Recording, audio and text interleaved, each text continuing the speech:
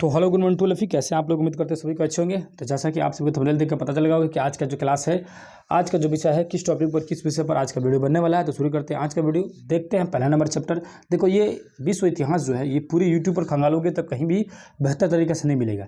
लेकिन जो 9th class और 10th क्लास का जो NCERT या SCERT आपके स्टेट बोर्ड का जो भी बुक है, उसमें जो है विश्व इतिहास को 9th और 10th में डिटेल समझाया गया है। तो लास्ट तक बने रहिएगा, बहुत सारी चीज़ें आपको बेहतर तरीके से समझाने की कोशिश करूँगा। ठीक है, ये थोड़ा सा मैराथन क्लास है, तो जो इंपॉर्टेंट क्वेश्चन जो एग्जाम में आ सकते हैं उस पर ज़्यादा फोकस किया जाएगा। हालांकि सारा चीज़ें इस पर आपको डाटा मिल जाएगा, आप अगर चाहिएगा तो वीडियो को पॉज करके बहुत सारी चीज़ें आप नोट कर सकते हैं। ठीक है, तो शुरू करते हैं। पहला नंबर चैप्टर देखेंगे, लिखा हुआ भौगोलिक खोजें। और अगर आप वीडियो आपको बेहतर लग रहा होगा कि आपके काम का है, तो ना वीडियो को लाइक कर सकते हैं, चैनल को सब्सक्राइब कर सकते हैं और ज़्यादा से ज़्यादा बच्चों के पास शेयर कर सकते हैं, ताकि है ना बहुत सारे बच्चे हम लोग से जुड़ सकें। ठीक है, सबसे पहले ऊपर हेडिंग लिखा है भौगोलिक खोजें। देखो भैया, भौगोलिक खोजें मतलब होता है क्या है कि जगह को खोजना, भौगोलिक खोजें। यूरोपवासी पूरी दुनिया को खोजने के चक्कर में लग गए थे। काय चक्कर में लग गए थे उसको आगे समझा जाएगा, लेकिन बस इतना जो यूरोप के जितने भी थे सब वो सब खोजना शुरू कर दे। उसी में मार्को पोलो जो था वो भारत में आता है। भारत में जब आता है तो वो विजयनगर साम्राज्य को देखता है, काफ़ी ज़्यादा खुश होता है। उसके बाद चीन के कुबलाई खान को देखता है। देखो यहाँ पर लिखा हुआ है चीन के कुबलाई खान को देखता है। देखो एक नाम लिखा हुआ है चीन का कुबलाई खान। क्या लिखा हुआ है? चीन का कुबलाई। ठीक है, तो ये कुबलाई जो खान थे इनको देखता है, कहाँ के साथ सकते चीन के, और विजयनगर साम्राज्य, दोनों जगहों को देखता है। ठीक है, उसके बाद इसको देखने के बाद इसको काफ़ी खुश होता है और अपने यात्रा में इसकी चर्चा करता है। तो क्वेश्चन पूछ सकता है कि मार्को पोलो जो था वो किन दो जगहों की चर्चा किया था, या भारत ने किन जगहों की चर्चा किया था, तो विजयनगर की चर्चा किया था। ठीक है, आगे चलते हैं। यहाँ पर देखेंगे तो लिखा हुआ है कि अटलांटिक महासागर को अंध महासागर भी कहा जाता है। बस इतना याद कर लो कि अगर पूछ दे कि निम्न में से अंध महासागर किसे कहते हैं, तो अटलांटिक महासागर कहते हैं। ठीक है, भौगोलिक खोजे की पृष्ठभूमि समझते हैं। तो यहाँ पर एक हेडिंग मैंने दिया हुआ हूँ कि जेरूशलेम को पहले जो जेरूशलेम था, वर्तमान में इसको इजराइल कहा था। यानी इजराइल देश जो अभी वर्तमान में है, जिसका गाजा पट्टी या फिलिस्तीन के साथ बराबर लड़ाई हो रहा है। तो हो सकता है कि एग्जाम में पूछ दे, क्योंकि ये क्या बोलते हैं उसको, करंट में बना हुआ है, बहुत ज़्यादा चर्चा में बना हुआ है। तो इजराइल को पहले जेरूशलेम बुलाया जाता है, या उस जगह को जेरूशलेम बुलाया जाता है। ठीक है, यहाँ पर देखेंगे तो लिखा हुआ है 1453 ईस्वी में कुस्तुनतुनिया पर कब्जा कौन कर लेता है? तुर्की वाले कब्जा कर लेते हैं। क्यों कर लेते भैया? तो कारण क्या था कब्जा करने का? क्योंकि कुस्तुनतुनिया जो जगह था ना, ईसाइयों की जगह था, और दोनों का इस पर धर्म युद्ध का लड़ाई चल रहा था। ठीक है, और धर्म युद्ध की लड़ाई के चक्कर में क्या हुआ, ठीक है, उसके बाद ये दोनों आप लड़ाई करते रहे, और लड़ाई करने के बाद क्या किया लोग, अंततः तुर्की वाला इस पर कब्जा कर लेते। किस पे? आपके कुस्तुनतुनिया पर 1453 ईस्वी में। ठीक है, आगे चलते हैं। आगे तो यहाँ पे देखेंगे लिखा हुआ है एस्ट्रोलोब। एस्ट्रोलोब मतलब क्या होता है? अक्षांश जानने का एक उपकरण है। अक्षांश रेखा और देशांतर रेखा पहले से पता होना चाहिए। तो अक्षांश को जानने का, ज्ञात करने का, पता करने का एक क्या बोलते हैं उपकरण है, उसका नाम क्या है? एस्ट्रोलोब। ठीक है, उसके बाद देखेंगे तो लिखा हुआ है कि पुर्तगाल ने नए किस्म के हल्के और तेज चलने वाले जहाज बनाए, जिसका नाम था केरावल। क्या नाम था भैया? केरावल नाम था। तो क्वेश्चन पूछ देगा कि केरावल क्या है, तो पहले बात की जहाज है। किसने बनाया था? तो इसको बनाया था किसने? पुर्तगालियों ने बनाया था। हल्का था और तेज चलता था। ठीक है, आगे चलो। यहाँ पर लिखे 1488 ईस्वी में पुर्तगाली व्यापारी बार्थोलोमेओ डियाज ने केप ऑफ गुड होप की खोज कर दी। अब केप ऑफ गुड होप होता क्या है? अफ्रीका जो महादेश है ना, उसका सबसे नीचे वाला पॉइंट है, यानी दक्षिणी पॉइंट है। दक्षिणी पॉइंट का दक्षिणी बिंदु, एकदम लास्ट बिंदु को बोला जाता है केप ऑफ गुड होप या उत्तर मासांतरिप। वहां तक पहुंच गया था कौन? बार्थोलोमेओ डियाज 1488 में। इसके पहुंचने की वजह से बहुत ज्यादा फायदा हुआ था। क्या फायदा हुआ था? बाकी यूरोपवासी सबको ना वहां तक की जगह को पता चल गया था, उसके आगे नहीं पता था। ठीक है, अब उसके आगे जाने के लिए बहुत सारा कोशिश कर रहा था। जैसे 1492 ईस्वी में कोलंबस, आगे देखो लिखा हुआ है 1492 ईस्वी में कोलंबस कोशिश करता है भारत की तरफ आने के लिए, लेकिन भारत के चक्कर में आने के चक्कर में पहुंच जाता है कहाँ? अमेरिका में। एक नया जगह पहुंच जाता है, उस नए जगह का कहता है कि भैया यही भारत है। बाद में उसको पता चलता है कि ये नया जो जगह है ये भारत ना होके कोई नया ही जगह है। ठीक है, उसको वहां से वो वापस बेचारा मुंह लटका के आ जाता है। बाद में उसका एक और दोस्त था, नाविक था, उसका नाम था अमेरिगो वेस्पुची। ठीक है, वो जाता है वहां पर फिर से घूमने के लिए अमेरिका में, और पूरी जगह को ढंग से खोजता है। खोजने के बाद उस जगह का नाम रख देता है अमेरिका। क्या? अमेरिका। ठीक है, आगे चलो। यहाँ बताएंगे 1498 में, तो 17 मई 1498, कहीं कहीं किताबों में 20 मई 1498 देता है।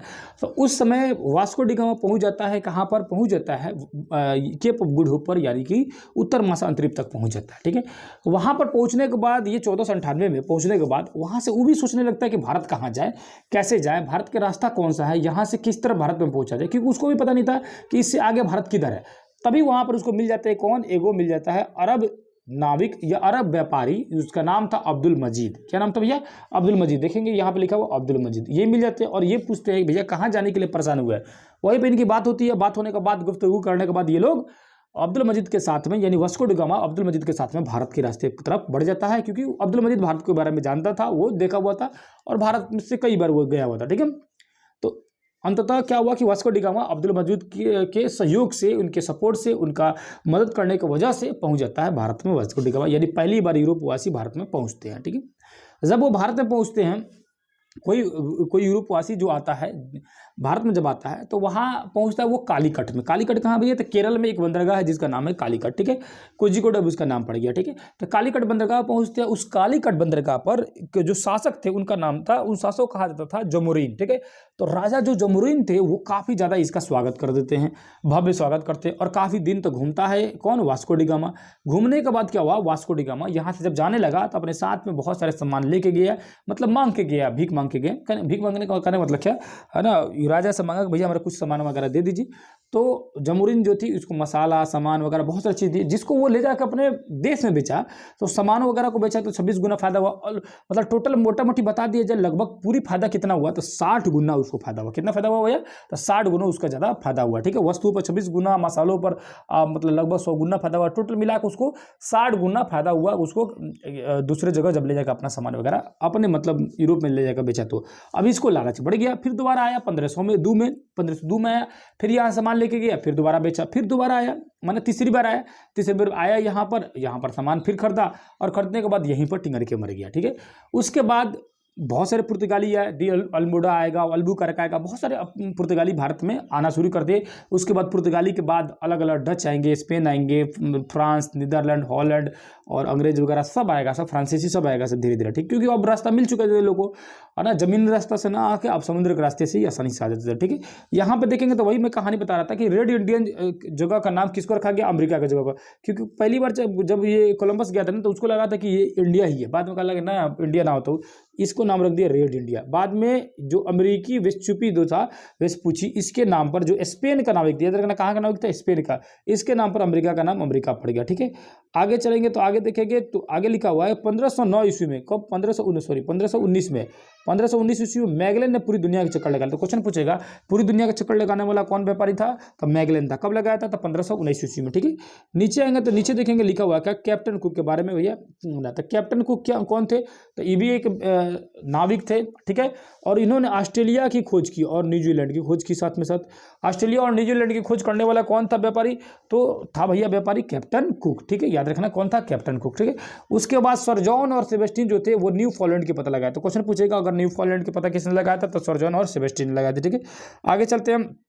पुर्तगाल के जो राजकुमार थे उनका नाम क्या था? Henry the navigator. और महारानी जो स्पेन की थी उनका नाम था इसाबेल।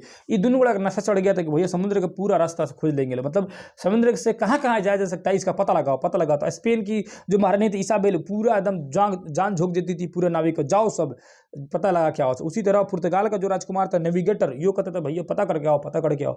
दोनों बड़ा एकदम पूरी दुनिया को पता करने के चक्कर में एकदम मतलब पगला गया था। ठीक है, आगे चलो, आगे आते हैं, आगे समझते हैं। यहाँ पर देखेंगे अब इसका परिणाम क्या हुआ। तो परिणाम देखो लिखा हुआ है, व्यापार वाणिज्य का प्रभाव पड़ा, औपनिवेशिक साम्राज्य का विकास हुआ, वनजवाद का विकास हुआ, ईसाई धर्म का प्रचार हुआ, दास प्रथा का विकास हुआ, है ना, भ्रांतियों का अंत हुआ। ये सारी चीज़ें एक एक करके डिटेल समझेंगे। पहला नंबर लिखा है व्यापार वाणिज्य का प्रभाव हुआ। अब व्यापार वाणिज्य का प्रभाव का मतलब क्या होता है?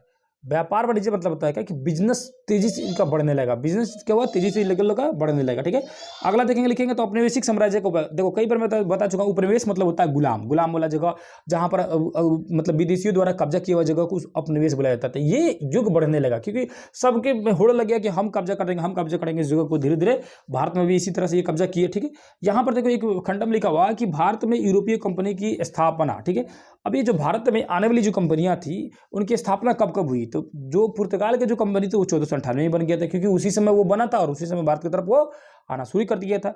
और ईस्ट इंडिया कंपनी की स्थापना हो रही है 1600 में, लेकिन डेट पूछ देता है कभी कभी ईस्ट इंडिया कंपनी का। 31 दिसंबर 1600 में ईस्ट इंडिया कंपनी की स्थापना हुई थी। उसके बाद डच 1602 में। कभी कभी क्वेश्चन पूछता है डच वाला जो था अपने बिहार पटना में कब ये अपने फैक्ट्री बैठाया था? याद रखना 1632 में बना फैक्ट्री बैठाया था डच वाला। ठीक है, उसके बाद फ्रांसीसी 1664 में इसकी कंपनी बनती है, भारत में आता है। डेनिश वाला 1616 में और स्वीडिश वाला 1731 ईस्वी में धीरे धीरे वो पहुंचने लगते हैं।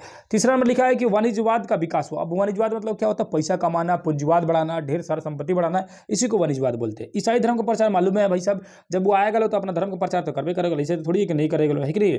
दास व्यापार का भी विकास हुआ। दास व्यापार मतलब क्या होता है? इंसान को खरीद के बेच देना, इधर से उधर बेच देना, दूसरे देश से खरीदते चलो और दूसरे देश बेच देते चलो। पहले गरीबी ज़्यादा थी, लोग गरीब गरीब थे और उनको मतलब ये सब जितना गुलाम बनाता था लोग उसको खरीद खरीद के बेच देते थे लोग, इसी को बोला जाता था दास व्यापार। ठीक है, यहाँ देखो भ्रांतियों का अंत और भौगोलिक ज्ञान में वृद्धि। अब ये भ्रांतियों का अंत क्या था, हुआ क्या था कि जब तक ये समुद्र में कूदे नहीं थे, मतलब जितने भी समुद्र में ये आए नहीं थे नाविक लोग, इनको लगता था कि भाई सब समुद्र है जो अजीब टाइप का है और समुद्र के एक न एक लास्ट में छोर है और वहां पर जाने के बाद हम लोग क्या होंगे जाएंगे, उलट जाएंगे, गिर के मर जाएंगे। ठीक है, लेकिन मैगलन जब 1516 ईस्वी में पूरी दुनिया का चक्कर लगाया तो स्थापित कर दिया कि भैया पृथ्वी गोल है, ना कि आप उलट जाइएगा। ठीक है, टेंशन नहीं लीजिए, पूरी दुनिया का चक्कर लगाते रहिए, घूमते रहिए। ठीक है, तो इस तरह भ्रांतियों का अंत हुआ। क्यों, मतलब ये इनको खोजने की वजह से, जाने की वजह से। यहाँ बहुत इंपॉर्टेंट चीजें लिखा हुआ है, यहाँ पर लिखा हुआ है कि यूरोप में कहवा, चाय, गन्ना, मक्का, आलू, तंबाकू, नील आदि नवीन वस्तुओं का प्रवेश हुआ। मतलब यूरोप में ये सब वस्तुएं जाने लगे, कहाँ से जाने लगे, दुनिया भर की जगह से, जैसे कहवा, चाय, गन्ना, मकई, आलू, तंबाकू, नील आदि का ये सब यहाँ पहुँचने लगा। कहाँ पहुँचने लगा, तो पहुँचने लगा यूरोप में, क्योंकि चाय वगैरह चाइना वगैरह में ज़्यादा था, कपास हम लोग के एरिया में ज़्यादा था। ठीक है, अब वहाँ से क्या सामान आया, यूरोप से क्या आया, यूरोप से सामान आया, चाय आया, कॉफ़ी आया, तंबाकू आया, आलू आया, भारत में आया। ठीक है, याद रखना। लेकिन हम लोग का आम और गन्ना जो है ना, ये भारत का मतलब देसी फसल है। क्या है, देसी फसल। आगे चलते हैं,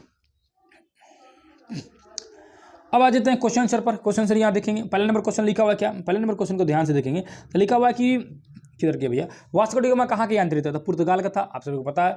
यूरोप में दिशा सूचक यंत्र का बारे में जानकारी पुर्तगालियों को कहाँ से मिला, तो अरबों वालों से मिला। ठीक है, और उत्तर महासागरीय की खोज किसने किया था, तो बार्थोलोमेव डिबियाज ने 1488 में किया था।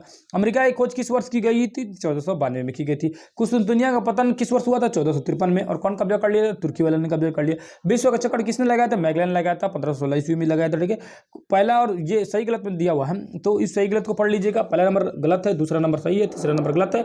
क्यों गलत है, क्यों सही है, इसको वीडियो पॉज कीजिएगा, देख लीजिएगा, समझ आ जाएगा। समझ रहा, आगे चलते हैं। उसी तरह देखेंगे आप मार्को पोलो, जैसे लिखा हुआ है कि भारत की खोज किया, तो मार्को पोलो भारत का थोड़ी खोज किया था, भारत में घूमने आया था, विजयनगर साम्राज्य की तारीफ किया था, और कुबलाई खान जो चीन के थे उनका भी तारीफ किया था। ठीक है, और बाकी सारी चीज़ें इसमें सब सही है। यहाँ देखते हैं क्वेश्चन जो लिखा हुआ, एक वाक्य में क्वेश्चन का आंसर दीजिए। ठीक है, भारत में किस भारतीय व्यापारी ने वास्को डी गामा की मदद किया था, कौन मदद किया था भैया, तो अब्दुल मजीद जो था वो मदद किया था। न्यूफाउंडलैंड को पता किसने लगाया था, सर्जन और सेबेस्टियन ने लगाया था।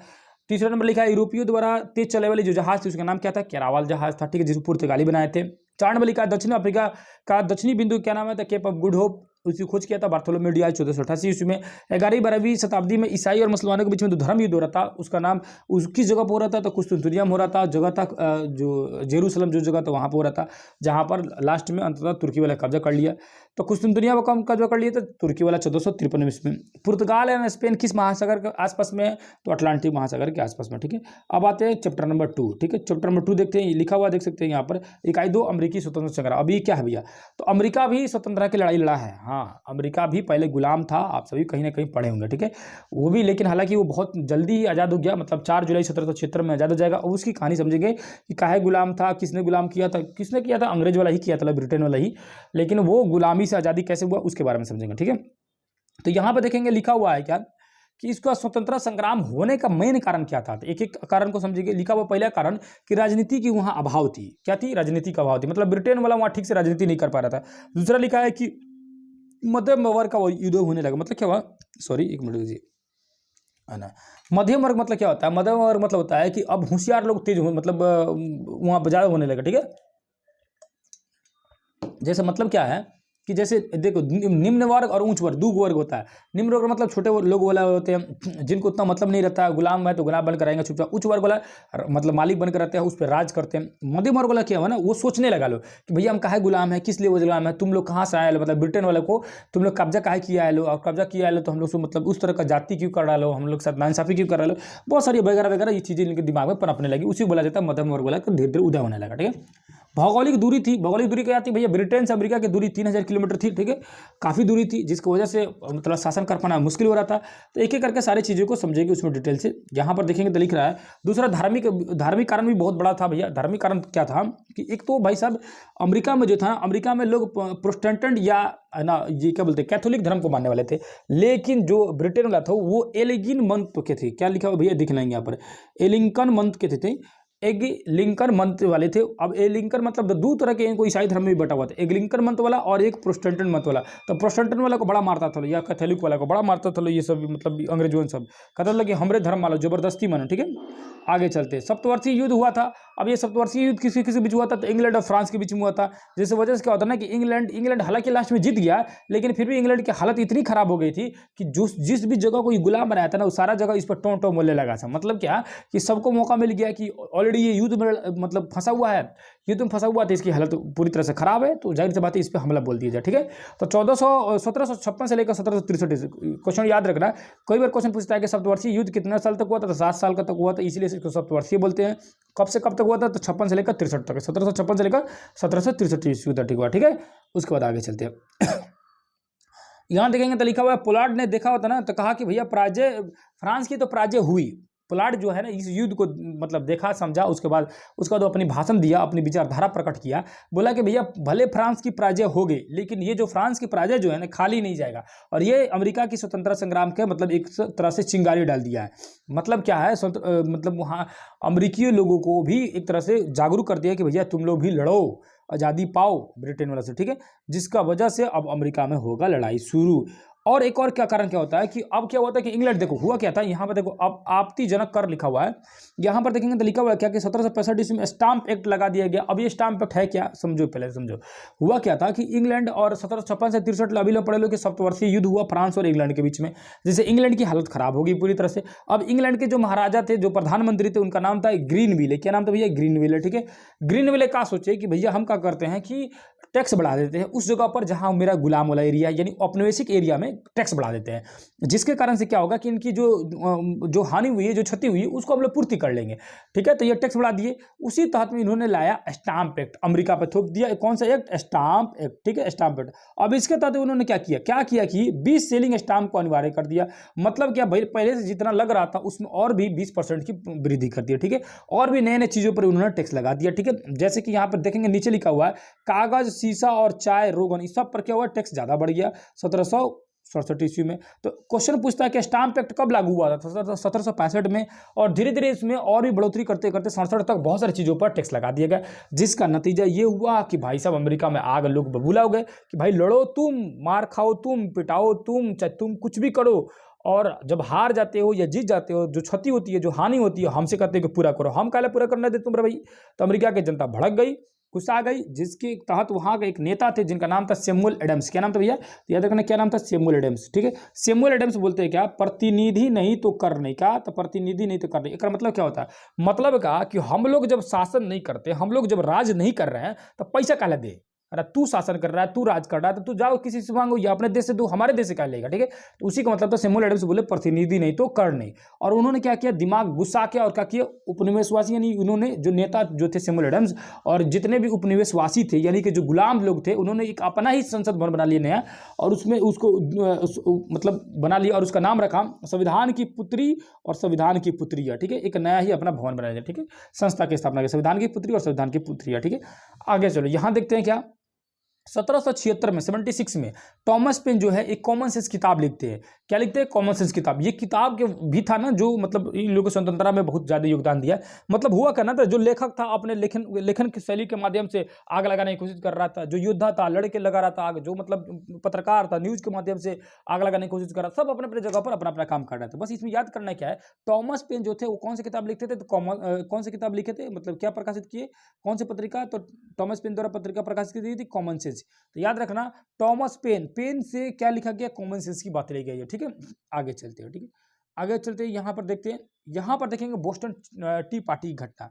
भैया ये बोस्टन टी पार्टी घटना जो है ये बहुत ही ज्यादा फेमस है। क्या है भैया, बहुत ज्यादा फेमस है बोस्टन टी पार्टी वाली घटना जो थी। और इस घटना ही क्या किया कि मतलब अंग्रेजों को पूरी तरह से कमर तोड़ दिया। ठीक है, और जो अमेरिकी जो उपनिवेशवासी थे उनको हिम्मत मिल गई। बोस्टन टी पार्टी की जो घटना हो रही है 1773 में, लेकिन डेट के साथ याद रखिएगा 16 दिसंबर 1773। तो 16-17 याद रखिएगा, 16 दिसंबर 1773 में क्या होता है कि बोस्टन टी पार्टी एक एक्ट बनाया जाता है, एक कानून बनाया जाता है, जिसके तहत क्या होता है कि ना उसमें कहा जाता है कि भैया जो अलग अलग देशों का जो चाय है अमेरिका में आएगा और अमेरिका में बेचाएगा, या कहीं भी जितने भी उपनिवेशिक जो जगह है वहां पे बेचाएगा, और इसको तो जो व्यापारी वगैरह है उसको टैक्स लेंगे, खरीदेंगे, अपना बेचेंगे।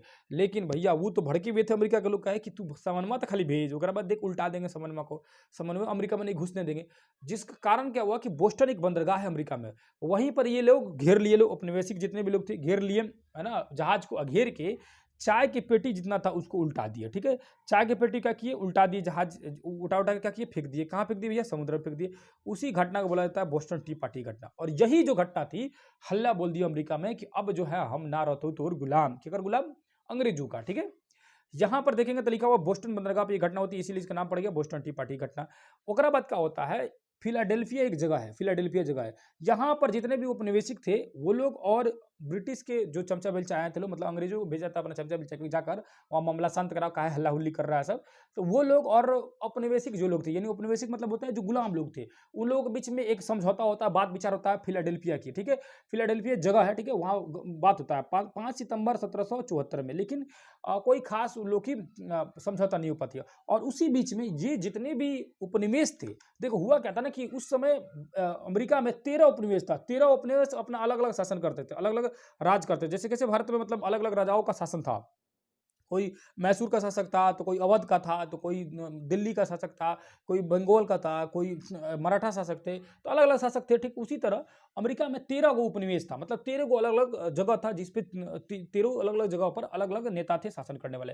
तो सबको ये मिल के क्या किया, एक गठन किया, एक समझौता किया कि हम लोग मिल जाते वर्तमान समय के लिए और मिल के मारेंगे अंग्रेजों को, नहीं तो भागेगा तेजी में। ठीक है, तो फिलाडेल्फिया में ये लोग मीटिंग भी हुआ और ये अंग्रेजों से भी बात हुई, लेकिन बात नहीं बना। फिर दोबारा फिलाडेल्फिया के सम्मेलन बुलाई जाती है। कब बुलाई जाती है, तो याद रखना, दोबारा फिलाडेल्फिया के सम्मेलन बुलाई जाती है 4 जुलाई 1776 को। कब बुलाई जाती है, फिलाडेल्फिया के दूसरा सम्मेलन होता है 4 जुलाई 1776। ये डेट बहुत इंपॉर्टेंट है, रट लेना। ठीक है, 4 जुलाई 1776 को होता क्या, इस डेट को ही क्या हुआ कि आपका जो है फिलाडेल्फिया का जो दूसरा सम्मेलन हुआ 4 जुलाई 1776 ईस्वी को, इसी डेट से, इसी समय से क्या हुआ कि भारत वो अमेरिका में जो है आजादी का दिवस मनाने जाने लगा। मतलब का है, तो उस दिन क्या हुआ कि देखो नीचे लिखा हुआ टॉमस जेफरसन। कौन थे भैया, टॉमस जेफरसन। ये क्या किया टॉमस जेफरसन, एक घोषणा पत्र पर साइन कर दिए कि आज से अमेरिका को हम आजादी देते हैं, या घोषणा करते हैं कि अमेरिका हो गया आजाद। क्या हो गया भाई, आजाद हो गया। ठीक है, कब दिए थे, तो 4 जुलाई 1776 ईस्वी को। इसी वजह से उस दिन से अमेरिका में स्वतंत्रता दिवस मनाया, जैसे हम लोग कैसे 15 अगस्त को मनाते हैं स्वतंत्रता दिवस, उसी तरह 4 जुलाई को मनाया जाता है अमेरिका में स्वतंत्रता दिवस। कहलाता 4 जुलाई 1776 को जेफरसन ने क्या किया, स्वतंत्रता की घोषणा कर दिया। अब इसको ट्रिक से बताया भैया, छोटा मोटा ट्रिक है, आपको अच्छा लगेगा तो जरूर कमेंट कीजिएगा। जेफरसन मतलब जेब फाड़ के, एकदम पूरा जेब फाड़ दिए, जेब आप नहीं, हम लोग को भोजपुरिया भाषा में बोलते हैं कि जेब फाड़ दिए ना, पॉकेट फाड़ दिए। ठीक है, तो जेफरसन जेब फाड़ के घोषणा पत्र दे दिए। कहला कि भाई साहब ये लोग को तो मन था नहीं देने का, तो जेब फाड़ के क्या हुआ कि घोषणा पत्र हम लोग ले लिए, यानी अमेरिका वाला ले लिए लो। ठीक है, आजादी ले लिया। ठीक है, आगे चलते हैं, हम आगे समझते हैं। यहां पर देखेंगे तो जब इनकी स्वतंत्रता की घोषणा पत्र दे दिया गया था, तो उस समय औपनिवेशिक युग का सेनापति नियुक्त किया गया वाशिंगटन। किसको भैया, वाशिंगटन को। किसको, वाशिंगटन को। ठीक है, यही बाद में अमेरिका का प्रथम राष्ट्रपति भी बनेगा। ठीक है, तो वाशिंगटन सेनापति बनते हैं। लेकिन हुआ क्या था ना, भले ब्रिटेन वाला तत्कालीन जो हल्ला हुल्ली हो रहा था ना, तो उसकी वजह से इन लोगों को आजादी दे दिया। ठीक है, लेकिन भीतरे भीतरे अब मीटिंग कर रहा था कि इन लोगों को तो फिर से पकड़ेंगे, फिर से गुलाम बनाएंगे। ये बात को खबर लगी अमेरिका वाला बोला कि भगला कि नहीं यहाँ से तेजी में। ठीक है, अब अमेरिकी जितनी सेना थी, या अमेरिकी जितना गुट बना हुआ था, 13 को जो उपनिवेश मिल गया था, वो सबको ही मिलकर ब्रिटेन वाला को पिटना शुरू किया। ब्रिटेन की जितनी भी सैनिक थी उनको भगाना शुरू किया। और इसमें साथ दे रहा था फ्रांस। काहला फ्रांस साथ दे रहा था, तो फ्रांस को और इंग्लैंड से, यानी इंग्लैंड वाला सबको, ब्रिटेन वाला से, फ्रांस और ब्रिटेन वाला को मैंने आपस के बीच में 36 का आंकड़ा था, मतलब एक दूसरे से नफरत करता था। ठीक है, तो फ्रांस वाला मदद क्या कर रहा था, तो फ्रांस वाला मदद कर रहा था अमेरिका का। कहला तो इंग्लैंड को भगाने के लिए, है ना, ब्रिटेन वाला को अमेरिका से मतलब भगा देने के लिए। और सोचा वो भाग जाएगा तो बाद हम लोग दोस्ती यारी कर लेंगे, हम लोग का बिजनेस यहाँ बढ़ जाएगा, है कि नहीं। तो इसी वजह से फ्रांस वाला साथ दे दिया अमेरिका का। ठीक है, और अमेरिका का साथ मिल गया, फ्रांस का साथ मिल गया, दोनों संगे मिल गया, और ब्रिटेन वाले को पीट पाट के भगा दिया। भगाने के क्रम में एक संधि किया गया, उस संधि का नाम रखा जाता है 3 फरवरी 1783 ईस्वी में पेरिस की संधि। इसी संधि को पूरी तरह से पूर्णतः इन लोगों को डिसाइड कर दी कि अब जो है अमेरिका में कौनो ब्रिटेन वाला आया तो खाली पिटा के जाएगा, चुपचाप आइए, बतियाना है तो बतियाइए। अब आप आइएगा कि इस सोच से कि गुलाम बना लेगा, तो अब गैल जमाना। ठीक है, तो 1783 में 3 फरवरी 1783 में ही अमेरिका जो है अपने आप की इतिहास लिख दिया और अपने आप को आज़ाद घोषित कर लिया पूर्ण रूप से, पूरी तरह से, ठीक है। जिसके बाद इनके संविधान बनाने की कहानी शुरू हुआ। अपनी संविधान बनाते हैं 1787 में, 87 में, जो कि लागू होता है 2 साल बाद 1789 में। जैसे कैसे हम लोग का संविधान बन गया था 26 नवंबर में, लेकिन 26 जनवरी 2-3 महीने बाद 26 जनवरी को लागू हुआ, ठीक है। उसी तरह ये लोग 2 साल बाद लागू किए, ठीक है। 87 में बन गया था और 89 में क्या हुआ, ये लोग का संविधान लागू हो गया, ठीक है। आगे आते हैं, अब इसका परिणाम क्या हुआ, इससे क्या बदला, क्या बदलाव हुआ। तो एक तो बदलाव हुआ कि भैया ब्रिटेन में जो वहां का जो राजा था, वहां का जो शासक था, उसका नाम था भैया, क्या नाम था भैया, नहीं दिया यहाँ पे, जॉर्ज तृतीय। कहाँ दिया, यहाँ पर देखो, जॉर्ज तृतीय। क्या नाम था भैया, जॉर्ज तृतीय, ठीक है। तो जॉर्ज तृतीय जो था, इसकी हालत टाइट हो गई। सारा लोग बोला कि भाई तोरे वजह से अमेरिका जो हम लोग का हाथ से निकल गया, ठीक है। और इसके मत्थे पर फोड़ दिया गया, मतलब कहा गया कि भैया तोरे वजह से देश, ये अमेरिका जो हम लोग का हाथ से छूट गया, गुलामी से बाहर निकल गया, आज़ाद हो गया, ठीक है।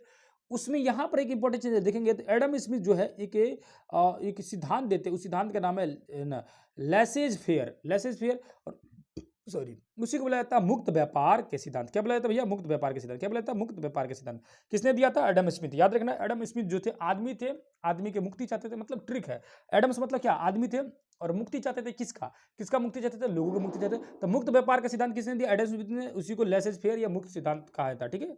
आगे चलते हैं, यहाँ पर देखेंगे तो तानिशाह जो था जॉर्ज तृतीय, उसकी अंत हो गई, वो खत्म हो गया। मतलब उसका जो सपना था कि भैया हम सारे एरिया पर कब्जा कर लेंगे, वो चूर चूर हो गया, खत्म हो गया। यहाँ पे देखेंगे ओकरा देखा देखिए, अमेरिका का देखा देखिए, आयरलैंड भी धीरे धीरे अपने आप घसकने लगा। वो कहा कि हमरा आजाद करता हूँ, तब जब अमेरिका का आजाद किया तो आयरलैंड भी स्वतंत्र होने लगा। कैथोलिक आयरिश जो लोग थे वो भी अपने आप को मांग करने लगे। आयरिश संसद में हल्ला होने लगा, बहुत सारी चीज़ वहाँ पर धीरे धीरे चेंजिंग आया, ठीक है। आगे चलिए, अभी मैंने बताया था कि फ्रांस वाला मदद कर रहा था, किसका, अमेरिका का। तो उसी में एक सेनापति था फ्रांस का, उसका नाम था लफाइते। क्या नाम था भैया, लफाइते। और वो पुरचोर पूरी तरह से मदद कर रहा था अमेरिका का। किस लिए मदद कर रहा था, कि ब्रिटेन वाले को यहाँ से मार के भगा दो, हटा दो, ठीक है। कौन मदद कर रहा था, फ्रांस का सेनापति लफाइते। जब ये लफाइते अमेरिका को आजाद कर देता है, वो वापस जब अपने एरिया में लौटता है फ्रांस में, तो फ्रांस में भी हल्ला करवा देता है। कहला देखना बाद में, अगले चैप्टर में आएगा, उसमें डिटेल में बताएंगे। यहाँ पर इस चैप्टर खत्म कर देता। अब अमेरिका में क्या हुआ, अमेरिका में तो संविधान लागू हो गया। लागू होने के साथ साथ क्या हुआ कि महिलाओं को संपत्ति का अधिकार मिल गया, महिलाओं को। लेकिन हुआ क्या था, महिलाओं को संपत्ति का अधिकार तो मिला था, लेकिन यहां देखिएगा तो ध्यान से, तो यहां लिखा हुआ क्या, स्त्रियों को मताधिकार से वंचित रखा गया, मतलब उनको वोट देने का अधिकार नहीं था। और साथ ही साथ है ना, संपत्ति का अधिकार से भी, संपत्ति का अधिकार तो भले दिया गया, लेकिन उनको क्या किया गया, है ना, संपत्ति का अधिकार उनको मिल गया, लेकिन वोट देने का अधिकार अभी भी नहीं था, उनको नहीं दिया गया, ठीक है। एक और चीज यहाँ पर लिखा हुआ क्या, मोंटेस्क्यू जो किताब लिखे तो उसका नाम क्या है, शक्ति प्रतिकरण का सिद्धांत। मोंटेस्क्यू यानी मन है, मन से ही तो क्या शक्ति होती है, मन से क्या होता है, शक्ति होता है। तो मोंटेस्क्यू ने क्या दिया, तो शक्ति प्रतिकरण का सिद्धांत दिया। आगे चलते हैं, ठीक है, आगे समझते हैं। आगे आते हैं, यहाँ पर लिखा हुआ है जो चीज मैंने बताया था कि अमेरिका और ब्रिटेन के बीच में कितनी किलोमीटर की दूरी थी, तो 3000 मील की दूरी थी, ठीक है, 3000 माइल की दूरी था, ठीक है ना। दूसरी बात है कि अमेरिका को शासन कर नहीं पाता था ये ब्रिटेन वाला अमेरिका पर, बहुत सारे कारण थे जिसके कारण अमेरिका क्या हो गया, आजाद हो गया, ठीक है। आगे चलते हैं, अब आते हैं यहाँ देखेंगे 13 उपनिवेश से, चाहे तो आप 13 उपनिवेश का नाम याद कर सकते हैं। जैसे लिखा हुआ है न्यू हैम्पशायर, है ना, Massachusetts, Rhode Island, Connecticut, New York, New Jersey, है ना, पेंसिल्वेनिया, है ना, डेलावेयर, मैरीलैंड, वर्जीनिया, उत्तरी कैरोलिना, दक्षिणी कैरोलिना और जॉर्जिया। वर्जीनिया आपका नाम से एक याद आ रहा होगा, जॉन कार्टर मूवी, है ना, बहुत सारे बच्चे देखे होंगे, जो नहीं देखा होगा एक बार देखना, बहुत जबरदस्त मूवी है जॉन कार्टर, ठीक है। आगे चलेंगे क्वेश्चन सर पर, अमेरिका की राजधानी कहाँ है, अमेरिका की राजधानी कहाँ भैया, तो न्यूयॉर्क है, ठीक है। कॉमन सेंस की किताब किसने लिखा था, तो याद रखना कॉमन सेंस जो था टॉमस पेन ने लिखा था, याद रखना। स्टाम्प एक्ट कब पारित हुआ था, 1765 में, जिक्र वजह ही से हल्ला हुआ और ये क्या किया था, 20 सीलिंग स्टाम्प बढ़ा दिया था, है ना। आगे चलो, तीसरा नंबर क्वेश्चन, चौथे नंबर क्वेश्चन लिखा है कि अमेरिकी स्वतंत्रता संग्राम में अंग्रेजों का सेनापति कौन था, तो अंग्रेजों का सेनापति था कर्नवालिस, याद रखना, अंग्रेजों का सेनापति था कर्नवालिस, ठीक है। और अमेरिकी सेनापति था, उसका नाम था वाशिंगटन, जो सेनापति था बाद में उसको सेनापति बना दिया गया, ठीक है। और फ्रांसीसी सेनापति पूछेगा तो उसका नाम था लफाइते, ठीक है। आगे चलिए, अमेरिका का संविधान लागू कब हुआ था, 1789 में। बना कब था, तो 87 में, याद रखना। 87 में बना था, लेकिन बना 87 में, लागू हुआ 89 में, ठीक है। अगला क्वेश्चन लिखा है, विश्व में प्रथम लिखित संविधान किस देश का है? तो लिखित संविधान अमेरिका का है। और भारत का जो है ना सबसे बड़ा लिखित संविधान है, लेकिन पूछेगा सबसे पहले संविधान तो अमेरिका का। अगला क्वेश्चन लिखा है कि किस देश में संधि के द्वारा अमेरिकी स्वतंत्रता संग्राम को मतलब मान्यता मिली? तो कौन सी संधि के द्वारा? पेरिस की संधि। कब हुआ था? तो 1783 में हुआ था, 3 फरवरी 1783 में। आगे चलिए, अमेरिकी स्वतंत्रता के में अमेरिका का राष्ट्रपति कौन था? सेनापति कौन था? तो वाशिंगटन था। अब बाद में वही मतलब क्या बोलते हैं उसको, राष्ट्रपति बन जाएंगे, प्रथम राष्ट्रपति। देखो लिखबो किया है, अमेरिका का प्रथम राष्ट्रपति जॉर्ज वाशिंगटन, ठीक है। अब वो लिखा है कि सप्तवर्षीय युद्ध जो है किस बीच हुआ था? तो सप्तवर्षीय युद्ध भैया जो है वो हुआ था ब्रिटेन और फ्रांस के बीच में 1756 से लेकर 1763 ईस्वी तक, ठीक है, जिसमें फ्रांस वाली की हार हुई थी भला, लेकिन क्या हुआ था, हार होने के बावजूद भी मतलब क्या बोलते हैं, हार कभी बाजीगर बन गया फ्रांस वाला। क्यों? क्योंकि ये इनके हाथ से ब्रिटेन के हाथ से अमेरिका को बाहर निकलवा दिया, ठीक है। अब यहाँ फिल इन द ब्लैंक्स लिखा हुआ है, लेसेस फेयर का सिद्धांत किसने दिया था? तो किसने दिया था भैया? अभी पढ़े लो, लेसेस फेयर का सिद्धांत एडम स्मिथ ने दिया था, जो ना शक्ति प्रतिकरण था, ठीक है। शक्ति का प्रतिकरण का सिद्धांत मोंटेस्क्यू ने दिया था। किसने दिया था? है ना, मोंटेस्क्यू ने दिया था, ठीक है। आगे चलेंगे तो सेनापति लाफायते कहाँ का था? तो फ्रांस का था। है ना, जॉर्ज तृतीय इंग्लैंड का क्या था? जॉर्ज तृतीय इंग्लैंड का प्रधानमंत्री था। धर्मनिरपेक्ष राज्य की स्थापना सर्वप्रथम अमेरिका में हुआ। नई दुनिया का पता किसने लगाया था? तो नई दुनिया का पता आप लोग को पता है, कोलंबस ने लगाया था 1492 ईस्वी में। अमेरिका अमेरिका लिख दिया, अमेरिका होगा। अमेरिका में अंग्रेजों के 13 को उपनिवेश थे। कितने उपनिवेश थे? तो 13 यानी 13 उपनिवेश थे। सर्वप्रथम आधुनिक गणतंत्रक शासन का स्थापना यानी सर्वप्रथम, यानी 8 नंबर क्वेश्चन देखेंगे तो कहाँ हुआ था? तो अमेरिका में हुआ था। 9 नंबर क्वेश्चन देखेंगे तो लिखा अमेरिकी स्वतंत्रता संग्राम का तत्कालीन कारण क्या था? तो बोस्टन टी पार्टी घटना कब हुई थी? तो 1773 में, याद रखना। पूछेगा डेट तो 16 दिसंबर 1773 में, ठीक है। आगे चलो, राइट ऑफ मैन की रचना किसने दिया था? तो राइट्स ऑफ मैन की रचना किया था टॉमस जेफरसन। किसने किया था? टॉमस जेफरसन ने किया था। आगे चलिए, ठीक है। अब ये सही गलत देखेंगे तो सही गलत आप चाहिएगा तो इसको रोक के देख के पढ़ लीजिएगा, है ना। काफ़ी उतना ज़्यादा बताया जाएगा तो काफ़ी ज़्यादा समय लग जाएगा, ठीक है। कोई खास चीज़ है नहीं, है ना, उसमें पढ़ने के लिए पढ़ सकते हैं, बहुत ईजी रहता है, ठीक है। अब आते हैं चैप्टर नंबर 3। कौन सा भैया? चैप्टर नंबर 3 आते हैं। चैप्टर नंबर 3 को देखते हैं, कहाँ गया भैया? चैप्टर नंबर 3 यहाँ आ गया। क्या है? इकाई 3, फ्रांस की क्रांति। अभी वही बोले कि लाफाइते जाएगा फ्रांस में और फ्रांस में भी हल्ला कर देगा, जिसकी वजह से फ्रांस में भी होगा क्रांति। फ्रांस में क्या होगा? फ्रांस में होगा क्रांति, ठीक है। तो फ्रांस की क्रांति होती है शुरू, कौन शुरू करता है? लाफाइते शुरू करता है, ठीक है। यहाँ समझते हैं। अब 1789 ईस्वी में अमेरिका का तो भले भैया अमेरिका का तो संविधान लागू हो गया, लेकिन फ्रांस में हो गया हो हल्ला। हल्ला कौन कराया? तो लाफाइते गया जब फ्रांस में ना, तो क्या बोला? फ्रांस में क्या बोला जाके? वहां जाके बोला का कि भाई साहब ये देखिए कि अमेरिका को आज़ाद कर देता है फ्रांस वाला आज़ादी मतलब मदद किया, ब्रिटेन वाला आज़ाद कर दिया, अमेरिका को छोड़ दिया। तो लाफाइते बोलता है कि भैया अमेरिका तो आज़ाद हो गया, लेकिन फ्रांस में जो ये राजतंत्र चल रहा है ये कब आज़ाद होगा? इसको कब आज़ाद कीजिएगा, ठीक है ना। तो यहाँ इसी कहानी समझेंगे। तो फ्रांस में शासन था किसका? बुर्बो वंश का। किसका शासन था भैया? तो बुर्बो वंश का शासन था, है ना। लुई 14वां जो था वो बुर्बो वंश का शासक था। इन्हीं लोग का शासन चल रहा था। ये था बहुत बड़का खड़ूस, है ना। बुर्बो वंश वाला जो शासक जो जितने भी थे ना सब बकलोल थे। जो लुई 14वां था ये अपने आप को बोला था कि हम ही राजे हैं, मतलब सिंपल समझो कि हमको गाली देना ये नहीं, राज्य को गाली देना। बाद में हिटलर भी यही शब्द बोलेगा और वर्तमान समय में भी कोई बोलता है कि हम ही देश है, ठीक है। कौन बोलता है आप सभी को पता है, ठीक है।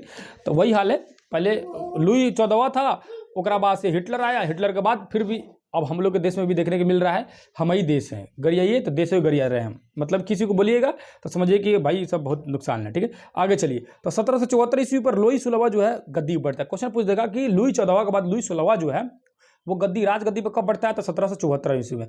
ये तो और ही पगला था, ये इतना पागल था कि अपने अपने अपने मतलब राज दरबार के अंदर 15,000 आदमी रखा था जो बिना काम का मतलब थे, खाली ठूसते थे और सोते थे, ठीक है। मतलब अदम अजब बकलोल टाइप का था, ठीक है। इसकी मेहरारू जो थी ना वो तो और ही खतरनाक थी, मेरी अंतोनेट। क्या नाम था? मेरी अंतोनेट। ये तो और ही पगलेट थी, समझ, इसको तो कुछ पता नहीं था, ठीक है। आगे चलिए कहानी इसके बताएंगे, ठीक है। आगे चलिए, ये कर्जा में डूबा हुआ था 10 अरब लिब्रे। कितना? 10 अरब लिब्रे। और पहले से 2 अरब लिब्रे और था, यानी 12 अरब लिब्रे ये कर्जा में डूबा हुआ था। कौन? फ्रांस वाला, ठीक है।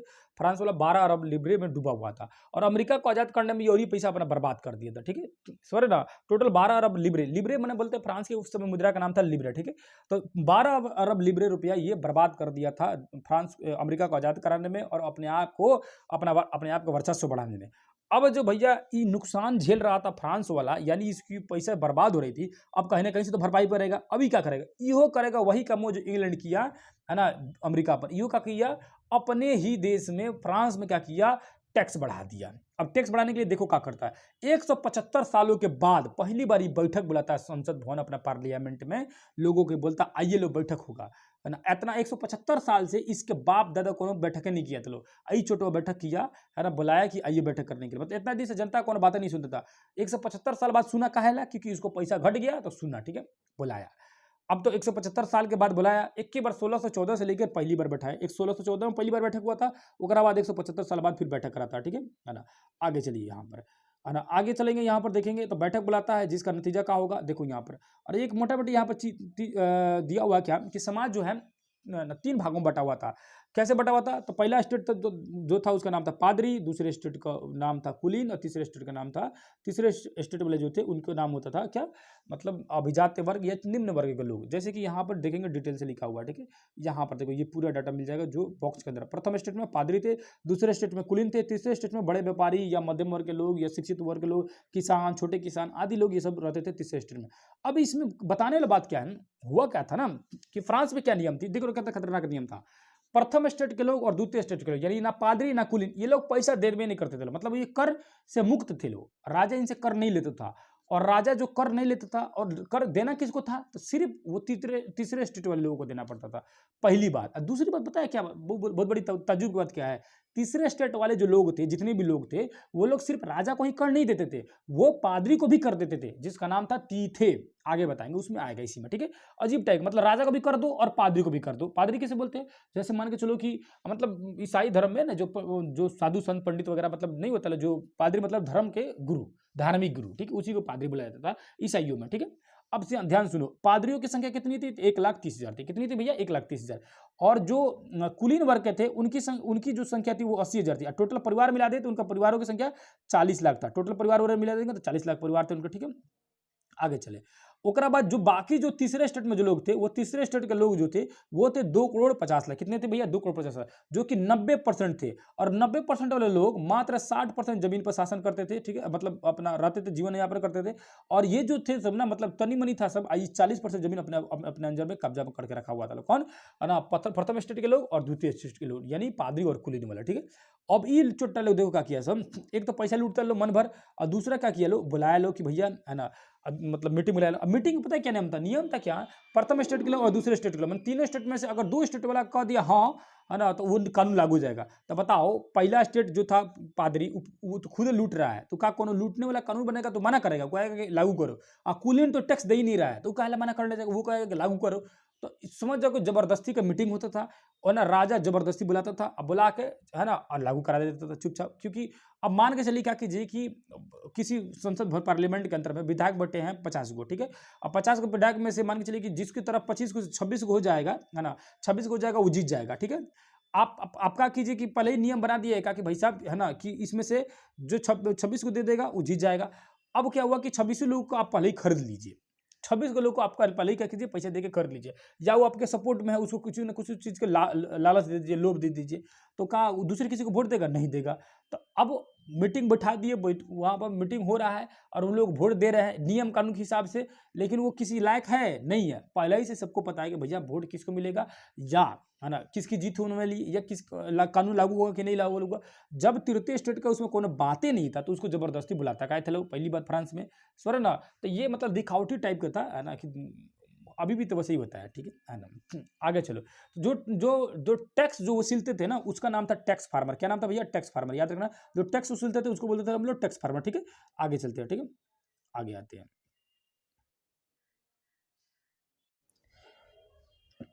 अब यहाँ देखो, जैसे मैंने बोला कि अभी कि जो क्या बोलते हैं उसको, है ना, जो टैक्स देना पड़ता था, किसको टैक्स देना पड़ता था, मतलब पादरी लोग को, उसको बुलाया जाता था तीथे। क्या बोलते भैया, तीथे, ठीक है, तीथे बोला जाता था।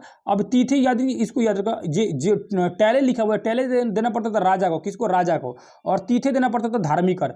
अब इसको याद करेंगे, ट्रिक है छोटा सा, है ना। तीथे से याद रखना कि माथे, है ना, तीथे माथे, यानी कि माथा टेकेंगे कहाँ, धर्म वाले लोग माथा टेका जाएगा। हम लोग मंदिर मस्जिद जहाँ भी जाए, गुरुद्वारा जहाँ जाए, धर्म टेकना, ठीक है, माथा टेकना, सॉरी, है ना। तो तीथे से याद रखना माथे, तो माथे मतलब क्या चीज, ये धार्मिक टैक्स था। कौन लेता था, पादरी लेता था। और टैले जो था वो टहलने के लिए कौन टैक्स लेता था, वो लेता था राजा। मैं टहलने के लिए नहीं, मतलब भूमि पर टैक्स।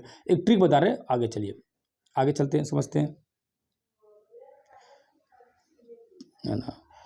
अब ये सैनिक कारण देखते हैं कि सैनिक में भी असमानता थी, सैनिकों को उतना मतलब वैल्यू नहीं देता था फ्रांस वाला, किसी को वैल्यू नहीं देता था भैया, ना सैनिक को ना किसी को।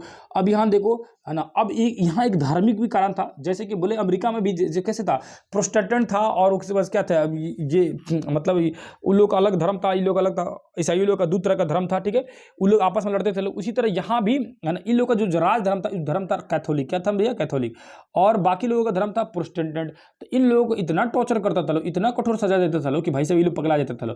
मतलब कि जैसे मान के चलो कि ईसाई में भी दो तरह का था, एक तो कैथोलिक और दूसरा प्रोटेस्टेंट, ठीक है। अब कैथोलिक वाला इनको मारते थे और यू वाला बेचारा बर्दाश्त करते थे लोग।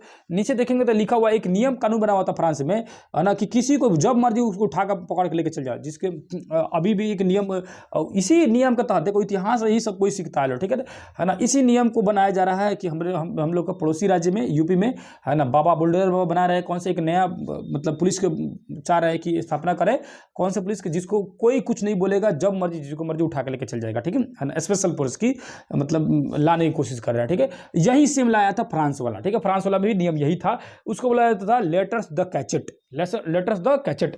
बाद में जैसे हम लोग आधुनिक भारत में भी पढ़े हैं लोग, अब ये रोलेट एक्ट आया था, काला कानून, उसी तरह का कानून ये भी था, लेटर्स द कैचेट, मतलब कि जिसको मर्जी उसको उठा के लेके चलिए। काला हालांकि जो रोलेट एक्ट था वो थोड़ा सा अलग था, है ना, उसमें आप बाहर भी नहीं निकल सकते, मतलब क्या मीटिंग वगैरह नहीं कर सकते एक साथ। यहाँ मीटिंग वगैरह कुछ की कोई मतलब नहीं है, आपको पुलिस जब मर्जी चाहेगा, जिस तरह भी चाहेगा उठा कर लेकर पकड़ के लेके चल जाए, उसी को बोला जाता है लेटर्स द कैचेट, ठीक है।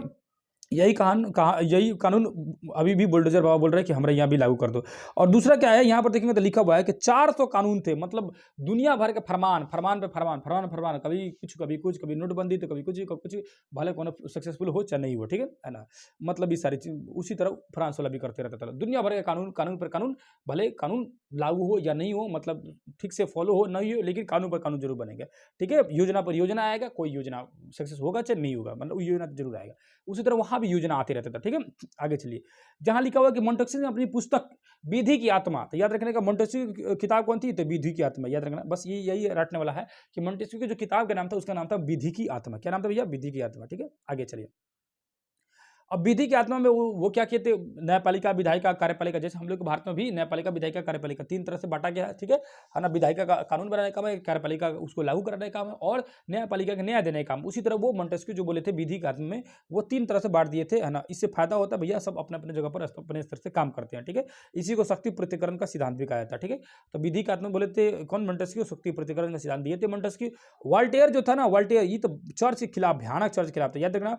वॉल्टेयर से याद रखना कि बाल्टी उठाया वॉल्टेयर और सब चर्च वाले लोगों को नहवाना शुरू कर दिया कि भाई साहब नहा के तुम लोग क्या हो जाओ, कि साफ सुथरा हो जाओ, मतलब कि अपना दिमाग धुल लो, कि पादरी लोग तुम लोग तो और भ्रष्ट हो, ठीक है। तो पादरियों पर एकदम बमकल रहता था कौन, वॉल्टेयर, ठीक है।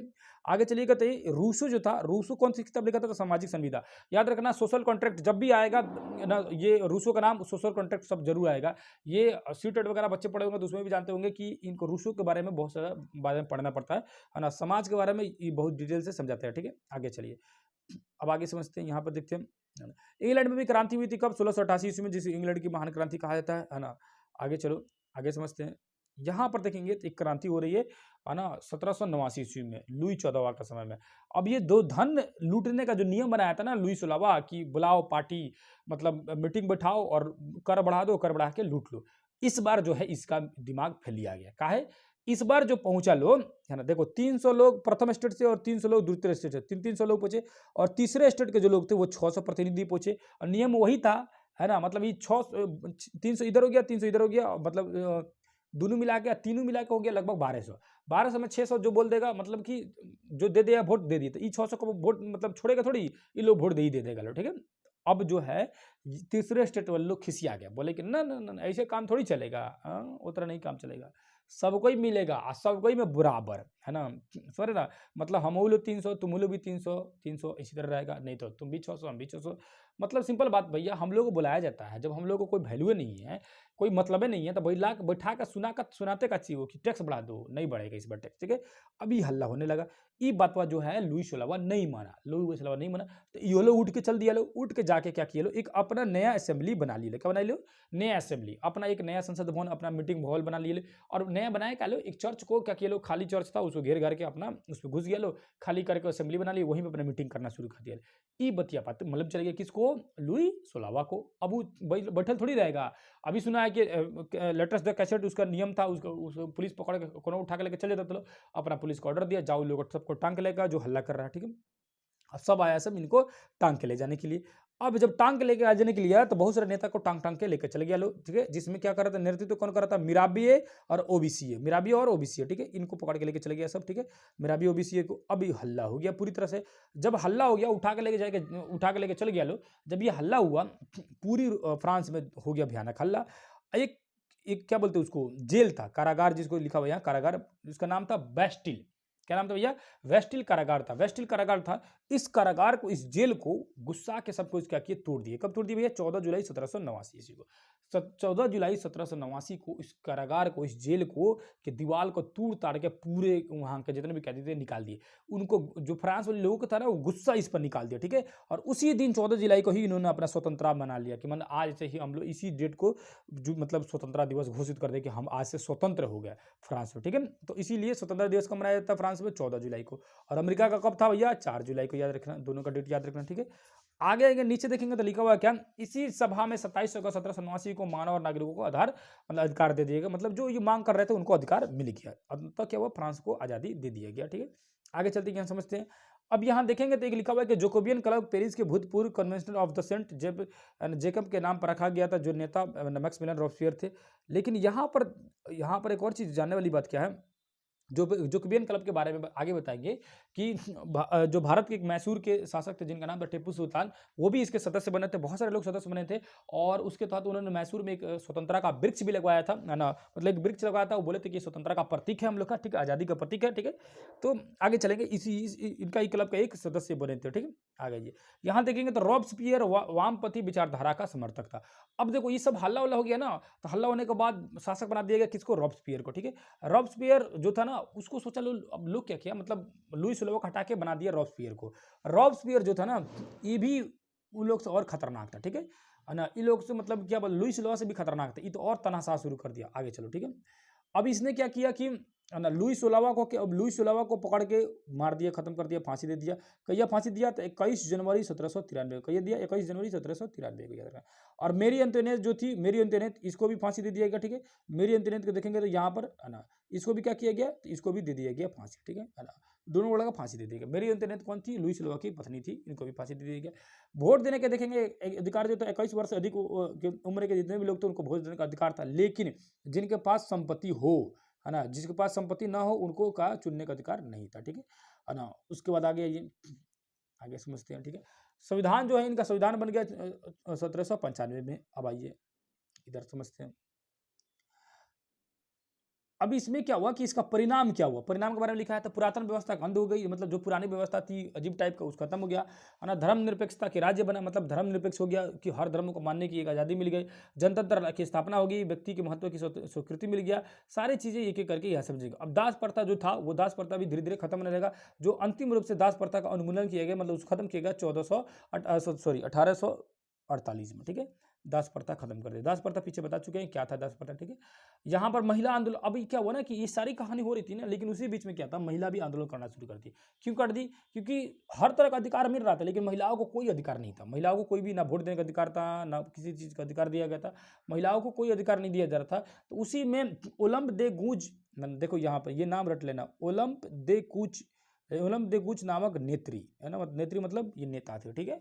महिला नेता थी इसलिए नेत्री लिखा हुआ। ओलंप दे गूंज। अब ये गूंज जो थी, ओलंप दे गूंज, याद रखना क्वेश्चन पूछेगा ना, फ्रांस में महिला क्रांति की नेत्री यानी नेता कौन थी? तो ओलंप दे गूंज। कौन थी भैया? ओलंप दे गूंज। और ये कौन सा भैया संस्था बनाई थी? ये संस्था बनाई थी, याद रखने का, इनके संस्था का नाम था society of revolutionary and Republic women's. Women's नाम आ गया यहाँ पर, वोमेन्स मतलब महिला, ठीक है, रट लेना, ठीक है। आगे चलते हैं, आगे समझते हैं। अब इटली, इसका प्रभाव क्या पड़ता है? तो इटली प्रभाव पड़ा, मतलब आसपास में जितने भी देश थे सब पे प्रभाव पड़ेगा। इटली, जर्मनी, पोलैंड, इंग्लैंड, सब पे प्रभाव पड़ेगा, ठीक है। जर्मनी में प्रभाव क्या पड़ा था? जर्मनी में जो था ना, ऑलरेडी 300 छोटे छोटे राज्यों में बटा हुआ था। तो जर्मनी जो 300 छोटे छोटे राज्यों में बटा था, वो भी धीरे धीरे सुधरने लगा। अब वो भी एकीकृत होने लगा। लोग आगे चलेंगे, जहाँ पर देखेंगे तो 1832 ईस्वी में इंग्लैंड में एक संसदीय सुधार अधिनियम पारित हुआ। क्या हुआ? ये संसदीय सुधार अधिनियम पारित हुआ। आगे चलेंगे। 1789 ईस्वी में फ्रांसीसी क्रांति को एक बर्जुई वर्ग यानी मध्यम वर्ग की क्रांति कहा जाता है। क्यों कहा जाता है भैया, है ना? तो मध्यम वर्ग की क्रांति, मध्यम लोग वाला ही तो हल्ला किया लोग, क्योंकि निम्न वर्ग वाला बोलता नहीं थे लोग, उच्च वर्ग वाला मतलब खाकर सो जाता था। चलो ठीक है, आगे चलिए। आगे आते हैं क्वेश्चन सर में, फ्रांस की राज क्रांति किस वर्ष हुई थी? तो किस वर्ष हुई थी भैया? 1789 ईस्वी में 14 जुलाई को जो बास्तिल का किला ढा दिया गया था। बास्तिल का पतन हुआ था 14 जुलाई 1789 में। प्रथम स्टेट में कौन थे? पादरी थे। दूसरे स्टेट में कुलीन थे। तीसरे स्टेट में पूछ रहा भैया कौन थे? तो तीसरे स्टेट में आप लोगों को कौन सा हो जाएगा? दार्शनिक ना होगा, ना कुलीन होगा, ना पादरी होगा, कौन सा हो जाएगा भैया? तो न्यायाधीश हो जाएगा। ऊपर पढ़े लो कौन सा हो जाएगा तीसरे स्टेट में? तो तीसरे स्टेट में हो जाएगा हम लोग का न्यायाधीश। वोल्टेयर क्या था? तो भैया वोल्टेयर अभी पढ़े लो कौन था भैया? तो वोल्टेयर था लेखक। कौन था भैया? वोल्टेयर जो था वो साफ जरल रहता था। किससे जरल रहता था? तो याद रखिएगा, किससे जरल रहता था? एकदम गुस्सैल रहता था, मैंने क्या बोलते थे इसको, पादरी लोग से एकदम गुस्सैल रहता था। ठीक है, तो वोल्टेयर जो तीसरे स्टेट में जो थे वो क्या बोलते हैं इसको, है ना, आपका तीसरे स्टेट में थे। कुलीन तो होगा नहीं, पादरी होगा नहीं, न्यायाधीश नहीं, दार्शनिक हो जाएंगे। दार्शनिक हो जाएगा, न्यायाधीश भी हो जाएगा।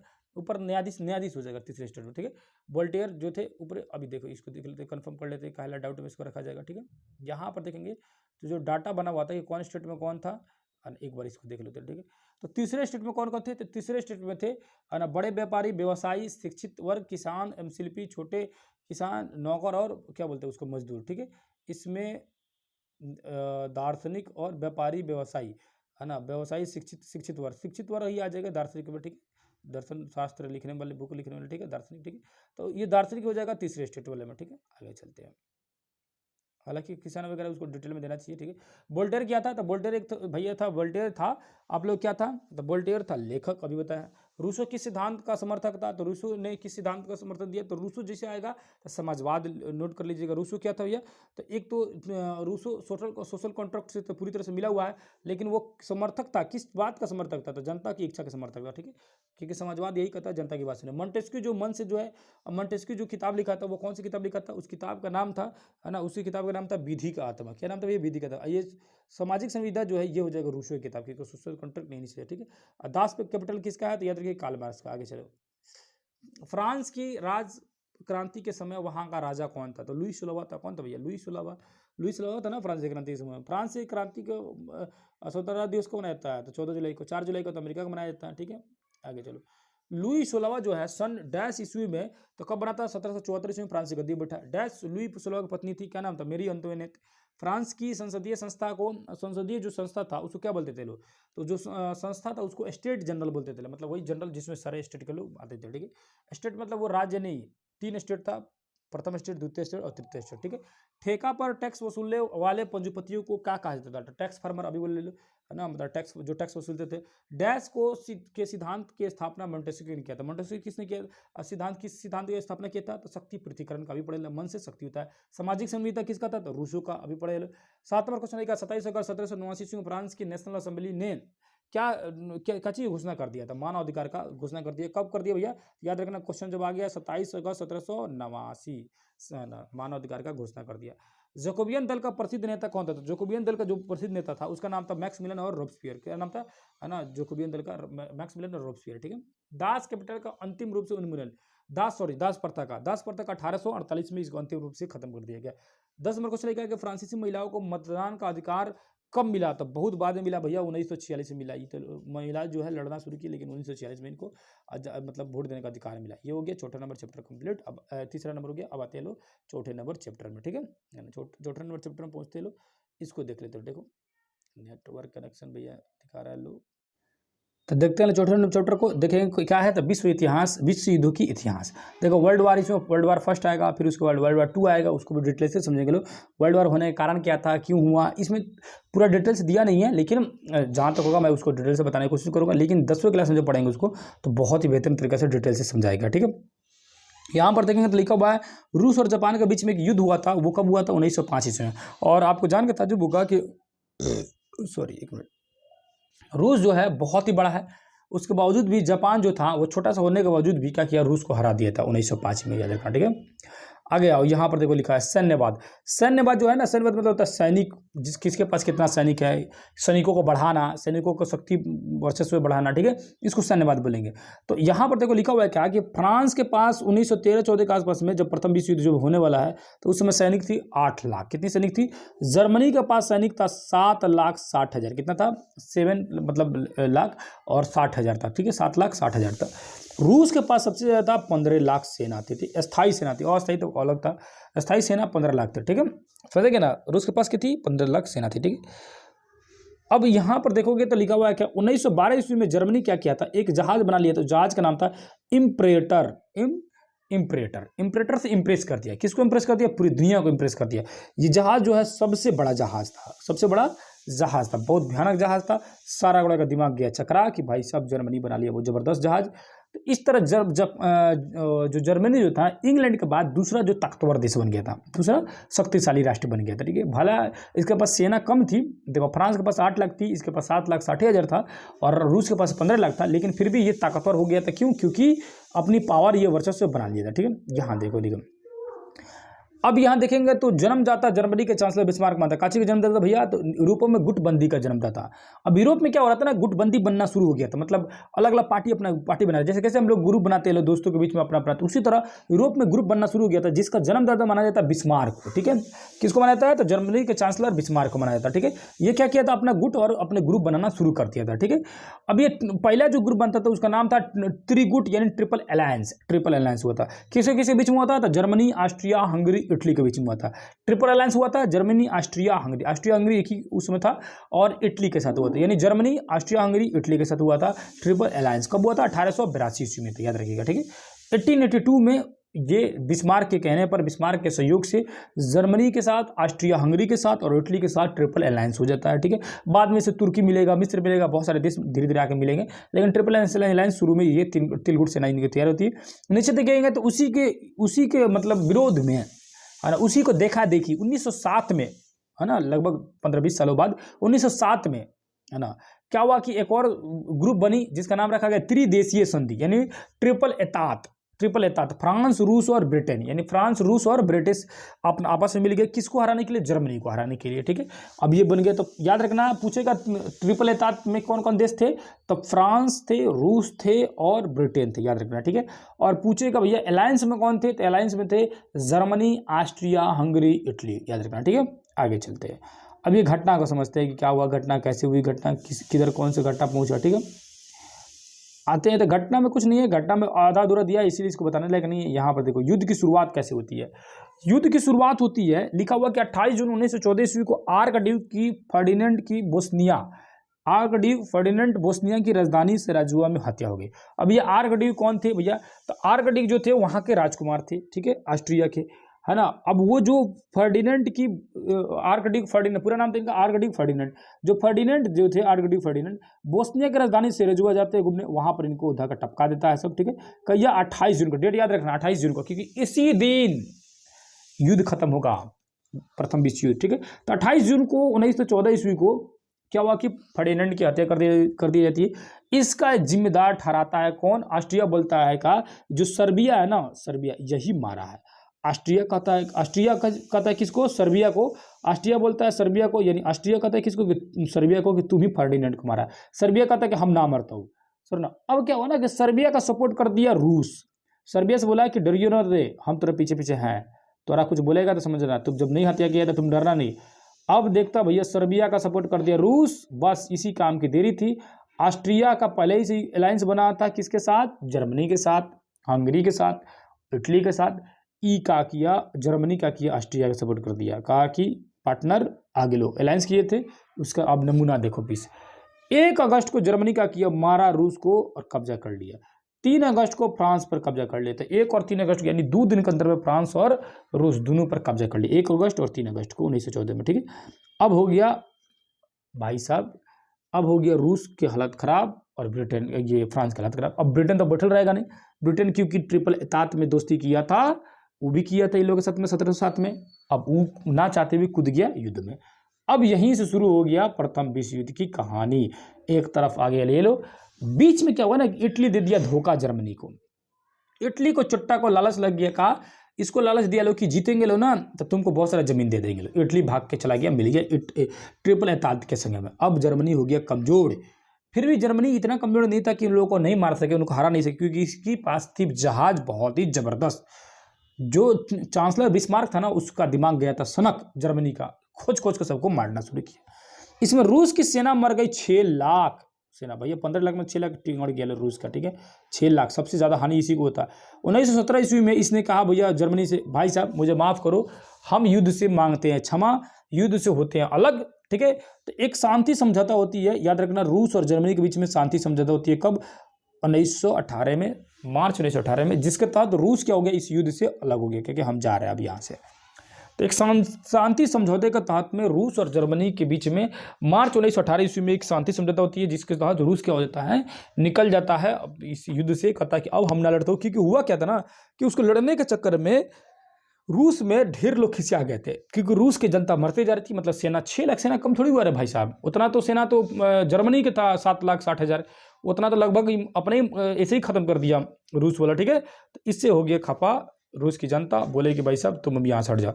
उसी बीच में बिस्मार्क जो था, बिस्मार्क का तो मन और बढ़ गया, बड़ा कि भाई जब देख लो भैया रूस को अभी हरा दिए हैं। अब इसी चक्कर में चकराइल एकदम था, और इसका दिमाग थोड़ा पगलाइल था। पगलाइले के चक्कर में क्या किया, एक जहाज जा रहा था इंग्लैंड की तरफ में, और जो क्या बोलते हैं उसको, बिस्मार्क बोला था ना कि कोई भी इंग्लैंड को सपोर्ट करेगा, फ्रांस को सपोर्ट करेगा, क्योंकि रूस तो भाग गया था। अब एकांत में ये 2 बचे थे, फ्रांस वाला और इंग्लैंड वाला। बोला कि कोई भी इसका सपोर्ट करेगा उसको हम छितार देंगे। अमेरिका के जहाज जा रहा था इंग्लैंड में, है ना। अब वो कह रहा था कि भैया इसमें हम सपोर्ट नहीं कर रहे हैं, हम अपना बिजनेस कर रहे हैं, कुछ सामान भेजे हैं। तो ये बिस्मार्क वाला सामान हमें नहीं जानते कहाँ भेजा, बम बारूद भेजा होगा, गोला भेजा होगा, ठीक है। इसी के तहत वो क्या किया, बिस्मार्क जो था अमेरिका के जहाज को खिसिया गया और एक मिनट रुक जाइएगा, ठीक है, सॉरी थोड़ा सा 1 मिनट रुकिएगा, वीडियो को पॉज कर देते हैं, ठीक है। तो जो कहाँ थे हम लोग, तो जो जहाज जो आ रहा था अमेरिका का, उस जहाज का नाम तो लुसीतानिया जहाज, क्या था, लुसीतानिया, ठीक है। लुसीतानिया जो जहाज आ रहा था, इंग्लैंड की तरफ जा रहा था अमेरिका का जहाज। तो वार्निंग दिया एक शुरू में बिस्मार्क, भैया अपना जहाज वापस लेके जाओ। अमेरिका बोला कि हम जहाज काहे वापस देते, हम कुछ थोड़े सामान भेज रहे हैं, बिजनेस कर रहे हैं इंग्लैंड के साथ, बिजनेस रोक दे अपना, तुम युद्ध लड़ते रहोगे 4 साल 5 साल। अभी समझ गया बिस्मार्क जो है, एक चुट्टा जो अमेरिका जो है भीतरे भीतरे सामान पहुंचा रहा, और रियली में पहुंचा भी रहता, ऐसा नहीं है कि नहीं पहुंचा रहा था। हालांकि उसमें नागरिक भी थे, अमेरिकी सामान जा रहा था, अमेरिकी नागरिक जरूर जाएगा, है कि नहीं। तो लुसीतानिया जहाज पर मार दिया बम। कौन मार दिया, बिस्मार्क। काहेला मार दिया भैया, उसको टेंशन था कि काहेला ही मदद कर रहा है, और अमेरिका जानबूझ के भेजा था जहाज, ताकि उससे क्या हो कि इसको कोई टांग अड़ाए, और अमेरिका जो है इस एंट्री मारे इस युद्ध में, क्योंकि अमेरिका चाहता था एंट्री मारने के लिए, समझ ना। लेकिन कोनो वजह होना चाहिए ना, बिना मतलब का तो ना ही तो ये दोस्ती किया था ट्रिपल अलायंस में था, ना ही ट्रिपल एतांत में था, तो आता कैसे।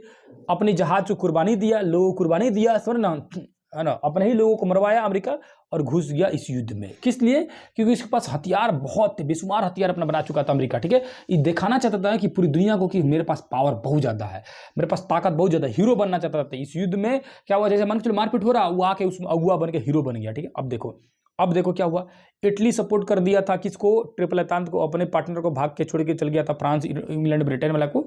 अमेरिका एंट्री मार दिया, और जापान जो था ना वो भी चट्टा आके मिल गया सपोर्ट में। किसके सपोर्ट में, इन्हीं लोग के सपोर्ट में, एतांत में।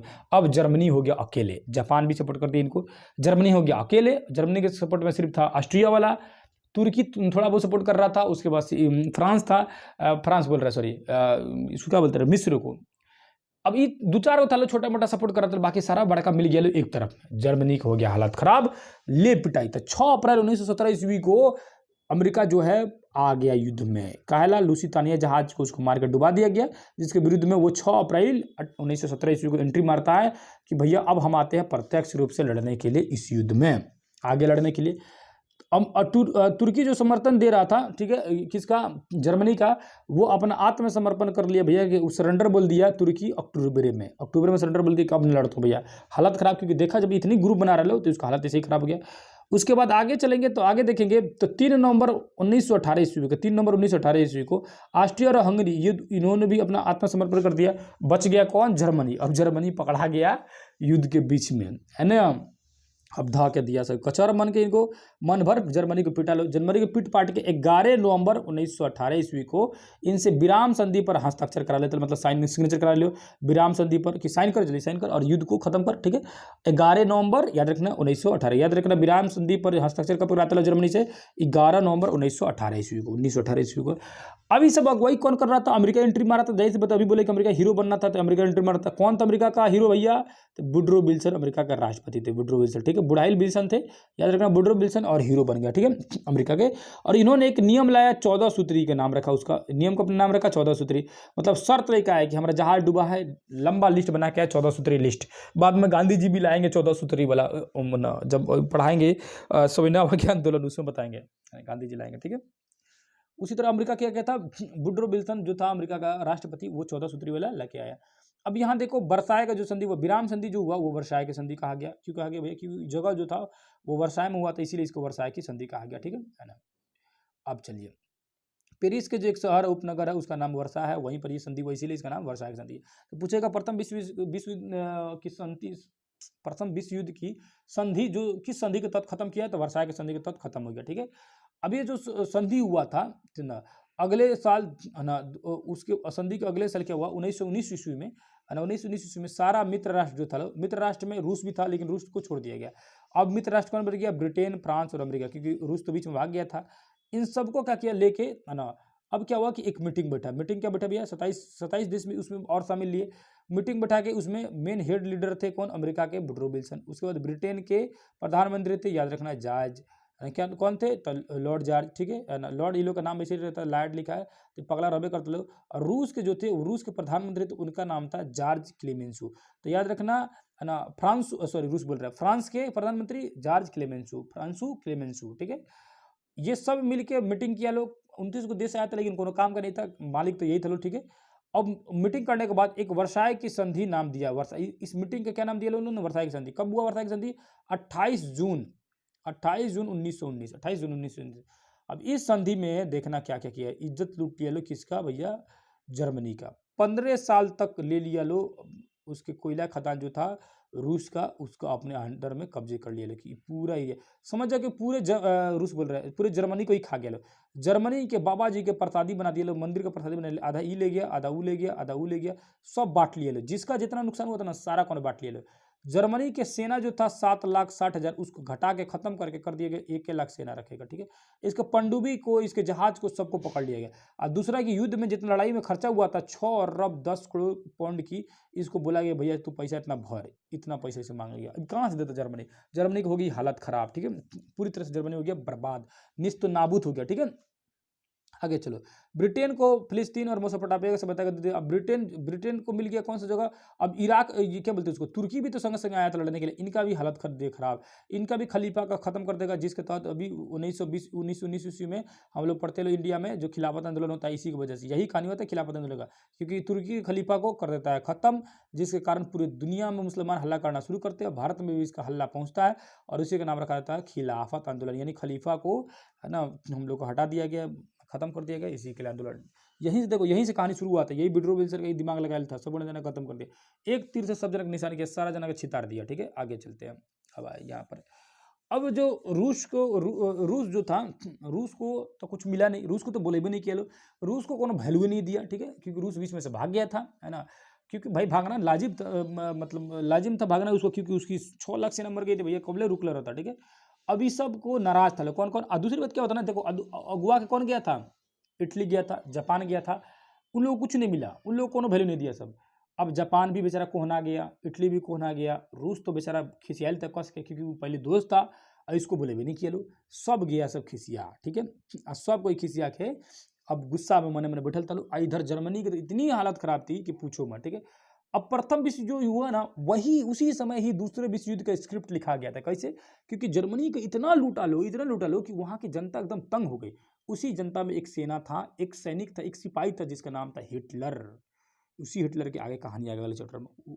अभी हिटलर प्रथम विश्व युद्ध में लड़ा हुआ था एक सिपाही के तौर में, वो अपने युद्ध देखा हुआ था, उस अपनी हार को अपने आंखों से देखा हुआ था, उसने उस हार से बहुत कुछ सीखा हुआ था। उसने बोला कि इस बार जो है हम लोग नहीं हारेंगे, और इस बार जो है एकदम पूरी ताकत के साथ लड़ेंगे लोग और इन तीनों को उड़ा देंगे लोग, अमेरिका को, फ्रांस को और क्या बोलते हैं उसको, ब्रिटेन वाले को, सबको चितार देंगे लोग।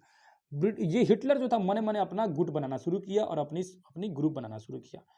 अब ये ग्रुप बनाना शुरू किया, उसी बीच में फ्रांस में चाहे इंग्लैंड में गृह युद्ध होना शुरू हो गया था। उसी बीच में फ्रांस में बहुत सारे आंदोलन हो रहे थे, तो अब आंतरिक आंदोलन से भी परेशान था लोग, जिसका नतीजा ये हुआ कि इसको मौका मिल गया जर्मनी को अपने आप को संभालने का, अपने आप को फिर से सेना को इकट्ठा करने का, ठीक है, समझ रहे ना।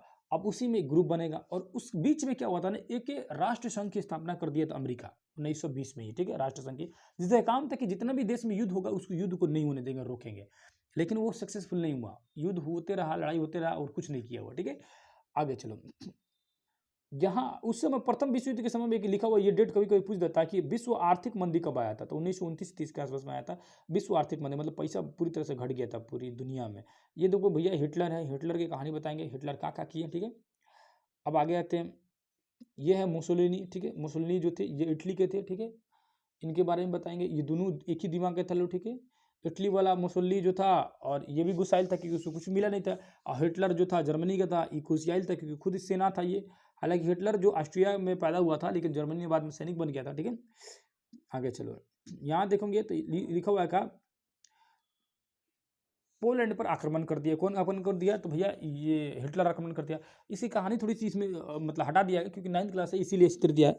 10th वाला अभी मतलब उसका भी वीडियो डालूंगा तो उसमें डिटेल में समझाऊंगा कि उसमें किस तरह ये जो है कौन बोलते हैं उसको, हिटलर को किस तरह क्या करता है उस बीच में बताया गया है। हिटलर जो है ना, आयरन क्रॉस उसको मिलता है अपनी वीरता के लिए। उसके बाद वो ग्रुप का सदस्य बनता है, सदस्य बनने के बाद धीरे धीरे देश पर शासन करना शुरू करता है, मतलब देश के बाद में पूरा मालिक ही बन जाता है। उसके बाद ये आता है अपनी सेना बनाता है और सबसे पहले हमला करता है किस पर, पोलैंड पर, ठीक है। किस पर हमला करता है भैया, पोलैंड पर। तो याद रखना दूसरा विश्व युद्ध सबसे पहले हमला किस पर किया जाता है, पोलैंड पर, ठीक है। और जस्ट 1-2 दिन बाद ही है ना, क्या बोलते हैं उसको, 2 और 3 को ब्रिटेन और फ्रांस में, 1 को पोलैंड पर, 2 को ब्रिटेन पर, 3 को फ्रांस पर, सब पे हमला मार देता, ठीक है। एक बैग 3 दिन में 3 जगहों को कब्जा कर लिया, ठीक है। पोलैंड, ब्रिटेन, फ्रांस, सबकी हालत खराब। फ्रांस तो इतना हालत खराब हो गया तुरंत सरेंडर बोल दिया, फ्रांस तो तुरंत सरेंडर बोल दिया, ठीक है। बहुत सारे देश इसमें हार मान गए अपने आप को, ठीक है। जर्मनी बहुत तेजी से आगे बढ़ा, इस बार जो है इस बार पूरी तरह से प्लानिंग में था कि इस बार सब उड़ा का छितार देंगे, ठीक है। तो फ्रांस देखो यहाँ पे लिखा हुआ है, फ्रांस जो है 22 जून 1740 को आत्मसमर्पण कर, होशियार था, जाना कि भैया खर्चा ढेर करने से फायदा है कि अब ये आत्मसमर्पण कर दे, ठीक है। अब उस समय जो प्रधानमंत्री जो था ब्रिटेन का वो था विंस्टन चर्चिल। कौन था भैया, विंस्टन चर्चिल। और रूस का जो था उसका नाम था स्टालिन, ठीक है, रूस का स्टालिन। विंस्टन चर्चिल और स्टालिन, रूस का स्टालिन था और ब्रिटेन का था विंस्टन चर्चिल, ठीक है। विंस्टन चर्चिल पहले तो वो तो क्या बोलते हैं उसको, लॉर्ड जायड था, ठीक है। ये था विंस्टन चर्चिल। विंस्टन चर्चिल जो है मिलता है किससे, रूस के स्टालिन से, और उनको समझाता है कि भैया अब पहले मेरा पुराना का यार थे आप लोग, तो अब साथ है ये मेरे साथ में। रूस चुपचाप बैठल था, रूस नहीं आ रहा था, रूस वाला ठीक है देखेंगे, ठीक है। अब ये रूस जो था ना नहीं सपोर्ट कर रहा था, इसलिए क्योंकि रूस नहीं चाहता था कि युद्ध में फिर से घुसे, फिर से एंट्री मारे। लेकिन हुआ क्या कि जर्मनी वाला गलती कर दिया, रूस में भी मार दिया हमला, एंट्री मार दिया, ठीक है। क्यों मारा थोड़ा सा डिटेल में समझाएंगे उसको, तब समझाएगा। समझो कि सिंपल में उससे भी झगड़ा हो गया, सब झगड़ा हो गया। अब फिर से क्या हुआ कि जर्मनी अकेले पड़ गया, सारा कोई इसके ऊपर टूट पड़ा। उस जापान भले ही सपोर्ट में था, इटली सपोर्ट में था, लेकिन जापान एक और गलती कर देते क्या, फिर से अमेरिका एंट्री नहीं मारा था। और जापान गलती करते क्या, अमेरिका जापान के बगल में एक छोटा सा द्वीप था, उस द्वीप का नाम था पर्ल हार्बर द्वीप। क्या नाम था भैया, पर्ल हार्बर द्वीप, ठीक है। यहाँ देखो पर्ल हार्बर द्वीप, ठीक है। ये पर्ल हार्बर द्वीप या बंदरगाह जो था, ये बंदरगाह पर क्या करता है जापान वाला, क्या करता है इस बंदरगाह बम मारता है और पूरी तरह से इसको नष्ट नाबूद कर देता है, मतलब पूरी तरह से खत्म कर देता है। यहाँ पर ढेर सारा जहाज था अमेरिका का, बहुत सारे यहाँ पर सैनिक थे, लोग थे, सबको मार दिया जापान वाला। अब तो अमेरिका फिर से एंट्री मारता, कहिए भैया अब तोरे वजह से फिर एंट्री मारते हो, ठीक है। तो फिर से एंट्री मारा अमेरिका वाला 7 दिसंबर 1741 ईस्वी को, बोला कि इसकी सजा तुम्हें मिलेगी, जिसका सजा भुगतना पड़ता है कब, है ना, ये जापान वाले को हिरोशिमा और नागासाकी गंवानी पड़ती है। 6 अगस्त को वो हिरोशिमा, 9 अगस्त को नागासाकी, 9 नागासाकी, 6 हिरोशिमा, ठीक है सर ना। तो 6 अगस्त को हिरोशिमा 1945 में और 9 अगस्त को नागासाकी। बम का नाम अगर पूछेगा तो पहले था लिटिल बॉय, दूसरे का नाम था फैटमैन। दोनों बम को मारा और तीसरा फिर बोला कि भैया मारेंगे, तले जापान वाला आत्मसमर्पण कर दिया 2 सितंबर 1945 को। अगस्त में गिरा ही रहा था, तले सितंबर को आत्मसमर्पण कर दिया, है ना। कौन वाला, जापान वाला, डरे आत्मसमर्पण कर दिया क्योंकि इस बार वो खत्म हो जाता पूरी तरह से, ठीक है। इस बीच में हानि क्या हुआ है वो बता रहा है कि 60 लाख यहूदियों को जर्मनी ने मौत के घाट उतार दिया था। देखो हिटलर जो था ना, एक गैस का चैम्बर बनवाया था बहुत बड़ा, उसमें यहूदी सबको घुसा देता था और गैस को पूरी तरह से गेट बंद करके गैस खोल देता था, उसी में मर जाता था यहूदी। इतना खतरनाक सजा देता था, ठीक है। लगभग दूसरे विश्व युद्ध में 5 करोड़ से अधिक लोग मर गए, ठीक है, जिसमें 2.5 करोड़ सैनिक और लगभग 3 करोड़ मतलब जो थे वो कौन थे, नागरिक थे। इतने लोग को मार दिया, ठीक है, इतने लोग मर गए, ठीक है। अब जर्मनी में तो 60 लाख से ज़्यादा लोग मतलब मारे गए, जो लगभग 1/10 था, समझ जाओ इतना खतरनाक। आगे चलो, इस बार जो खर्चा हुआ 13 अरब 84 खरब 90 करोड़, समझ ना, 13 अरब 84 खरब 90 करोड़, इतना पैसा खर्चा हो गया भैया इस बार। चले आगे चले, परमाणु बम का जो परीक्षण था अमेरिका कर लिया, और परमाणु इस तरह अमेरिका जो है पूरी दुनिया में 1 नंबर पे ताकतवर रूप में आ गया, ठीक है, पूरी दुनिया में खत्म कर दिया। अब आते हैं क्वेश्चन आंसर पर। पहला नंबर क्वेश्चन देखते हैं, प्रथम विश्व युद्ध कब आरंभ हुआ था? तो 1914 में। आप सभी को बता दी कि प्रथम विश्व युद्ध कब हुआ था भैया, 1914 ईस्वी में, और 18 तक चला। वर्षाय की संधि के बाद ये युद्ध समाप्त हो गया। आगे चलो, प्रथम विश्व युद्ध किस में हार हुई? तो जर्मनी का। दूसरे में भी उसी का हार हुआ। 1917 ईस्वी में कौन सा देश विश्व युद्ध से बाहर निकल गया? तो रूस निकल गया, क्योंकि इसकी 6 लाख सेना मर गई थी। वर्षाय की संधि के फलस्वरूप किस महादेश का चित्र बदल गया था? अमेरिका, यूरोप का बदल गया, क्योंकि यूरोप जो था ना, पहले जर्मनी जितना जब जगह कब्जा किया था, अब वो जगह नक्शा बदलते गया, क्योंकि उस जगह पर दूसरे किसी का कब्जा बढ़ गया। सॉरी, तिलकुट समझौते में कौन समझौते में शामिल थे? जर्मनी था, ऑस्ट्रिया था, इटली था, ये सब शामिल था, ठीक है। क्योंकि देखो फ्रांस, ब्रिटेन, जापान नहीं होगा, फ्रांस, जर्मनी तो होगा नहीं, ठीक है ना, इंग्लैंड, अमेरिका तो था नहीं उस समय, ठीक है, तो यही हो जाएगा, जर्मनी, ऑस्ट्रिया और इंग्लैंड ये था, ठीक है। दूसरे विश्व युद्ध कब आरंभ हुआ? तो 1939 ईस्वी में। जर्मनी को पराजित करने का श्रेय किस देश को जाता है? तो जर्मनी को पराजित करने का श्रेय किसको जाता है? तो भैया जर्मनी को पराजित करने का श्रेय जाता है किसको जाता है? तो जर्मनी को पराजित किया फ्रांस वाला और इंग्लैंड ने, दोनों मिलके, ठीक है। तो हरा दिया था, कौन हराया था भैया? तो हराया था ये किसको बोले भैया? इंग्लैंड वाले को, ठीक है, इंग्लैंड का श्रेय जाता है कि इसने हरा दिया था जर्मनी को पराजित करने का श्रेय। हालांकि अमेरिका नहीं आता तो ये लोग नहीं होता, ठीक है। दूसरे विश्व युद्ध में कौन सा देश पराजित हुआ? तो जर्मनी हुआ, दूसरे में भी। दूसरे विश्व युद्ध में एटम बम गिराया गया था हिरोशिमा नागासाकी दोनों पर। तो कह रहा पहला गिराया गया था हिरोशिमा, दूसरा नागासाकी पर, 6 अगस्त और 9 अगस्त। दूसरा विश्व युद्ध कब खत्म हुआ? तो 1945 में, क्या बोलते हैं उसको, 39 शुरू हुआ, 45 6 साल तक चला, ठीक है। अब दूसरे विश्व युद्ध में जो देखेंगे, फिल इन द ब्लैंक्स में क्या क्या है। पहला क्वेश्चन क्या है कि दूसरे विश्व युद्ध के फलस्वरूप डैश साम्राज्यों का पतन हुआ था। किस साम्राज्य का पतन हुआ? तो किस साम्राज्य का पतन हुआ? किस साम्राज्य का भैया? दूसरे जो विश्व युद्ध था, उस दूसरे विश्व युद्ध के फलस्वरूप समाजवादी साम्राज्यों का पतन हुआ, ठीक है। या क्या हो जाएगा, जो जितने भी साम्राज्यवादी थे, जितने के पास, उस सबका क्या हुआ, धीरे धीरे पतन होने लगा। जर्मनी का डैश पर आक्रमण दूसरे विश्व युद्ध का तत्कालीन कारण था। तो जर्मनी किस पर आक्रमण करता है भैया? 1 सितंबर को पोलैंड पर, उसके बाद 2-3 पर ब्रिटेन और फ्रांस पर मार देता है, मतलब पोलैंड पर किया तब जाकर हुआ। और पहला विश्व युद्ध का शुरू होने का कारण था फर्डिनेंड की हत्या, ना, जो आर्कड्यूक फर्डिनेंड था। तीसरा लिखा हुआ है कि धुरी राष्ट्र में डैश ने सबसे पहले आत्मसमर्पण किया था। धुरी राष्ट्र में देखेंगे तो सबसे पहले आत्मसमर्पण कौन किया था? धुरी राष्ट्र जो मिले हुए थे उसमें आत्मसमर्पण करने वाला अगर कोई था तो वो सबसे पहले आत्मसमर्पण किया था ये तुर्की वाला, ठीक है, मतलब इनको मित्र राष्ट्रों में जो था, है ना। आगे चलिए, डैश की संधि की शर्तें द्वितीय विश्व युद्ध के लिए उत्तरदायी थी। तो डैश की संधि कौन सी संधि? वर्साय की संधि, है ना, वर्साय की संधि। बाकी जितने भी फिलिंग ब्लैंक्स है इसको चाहे तो आप देख के पढ़ सकते हैं। अगर आपको आंसर नहीं मालूम होगा तो कमेंट करके जरूर पूछ लीजिएगा, सारे के आंसर को बता दिया जाएगा। देखो थोड़ा सा पूरी कहानी को बता दी है, आप चाहेंगे तो अपने से भरना चाहें तो भर सकते हैं, ठीक है। कोशिश कीजिएगा भरने के, नहीं आ पाएगा तो हमसे फिर कमेंट कर पूछिएगा, सारा आंसर बता दिया जाएगा, ठीक है। ये रहा चौथा नंबर चैप्टर कंप्लीट, ठीक है। अब आते हैं हम लोग 5वें नंबर चैप्टर में, ठीक है। चौथे नंबर चैप्टर हो गया कंप्लीट। यहाँ पर देखेंगे तो कनेक्शन मेरा एरिया दिखा रहा है, तो चौथा नंबर चैप्टर तक ही छोड़ देते हैं यहीं पर, इसे कंप्लीट कर देते हैं। अब बच गया 4 चैप्टर और, तो 4 चैप्टर और को इसको भी कर लीजिएगा कंप्लीट। ऐसा कुछ थोड़ी है कि नहीं होगा कंप्लीट। 1 घंटे का और वीडियो आएगा जिसमें 4 चैप्टर और जो है कंप्लीट कर लिया जाएगा, उसमें भी इसको समझा दिया जाएगा, ठीक है। तो ये रहा पार्ट 1।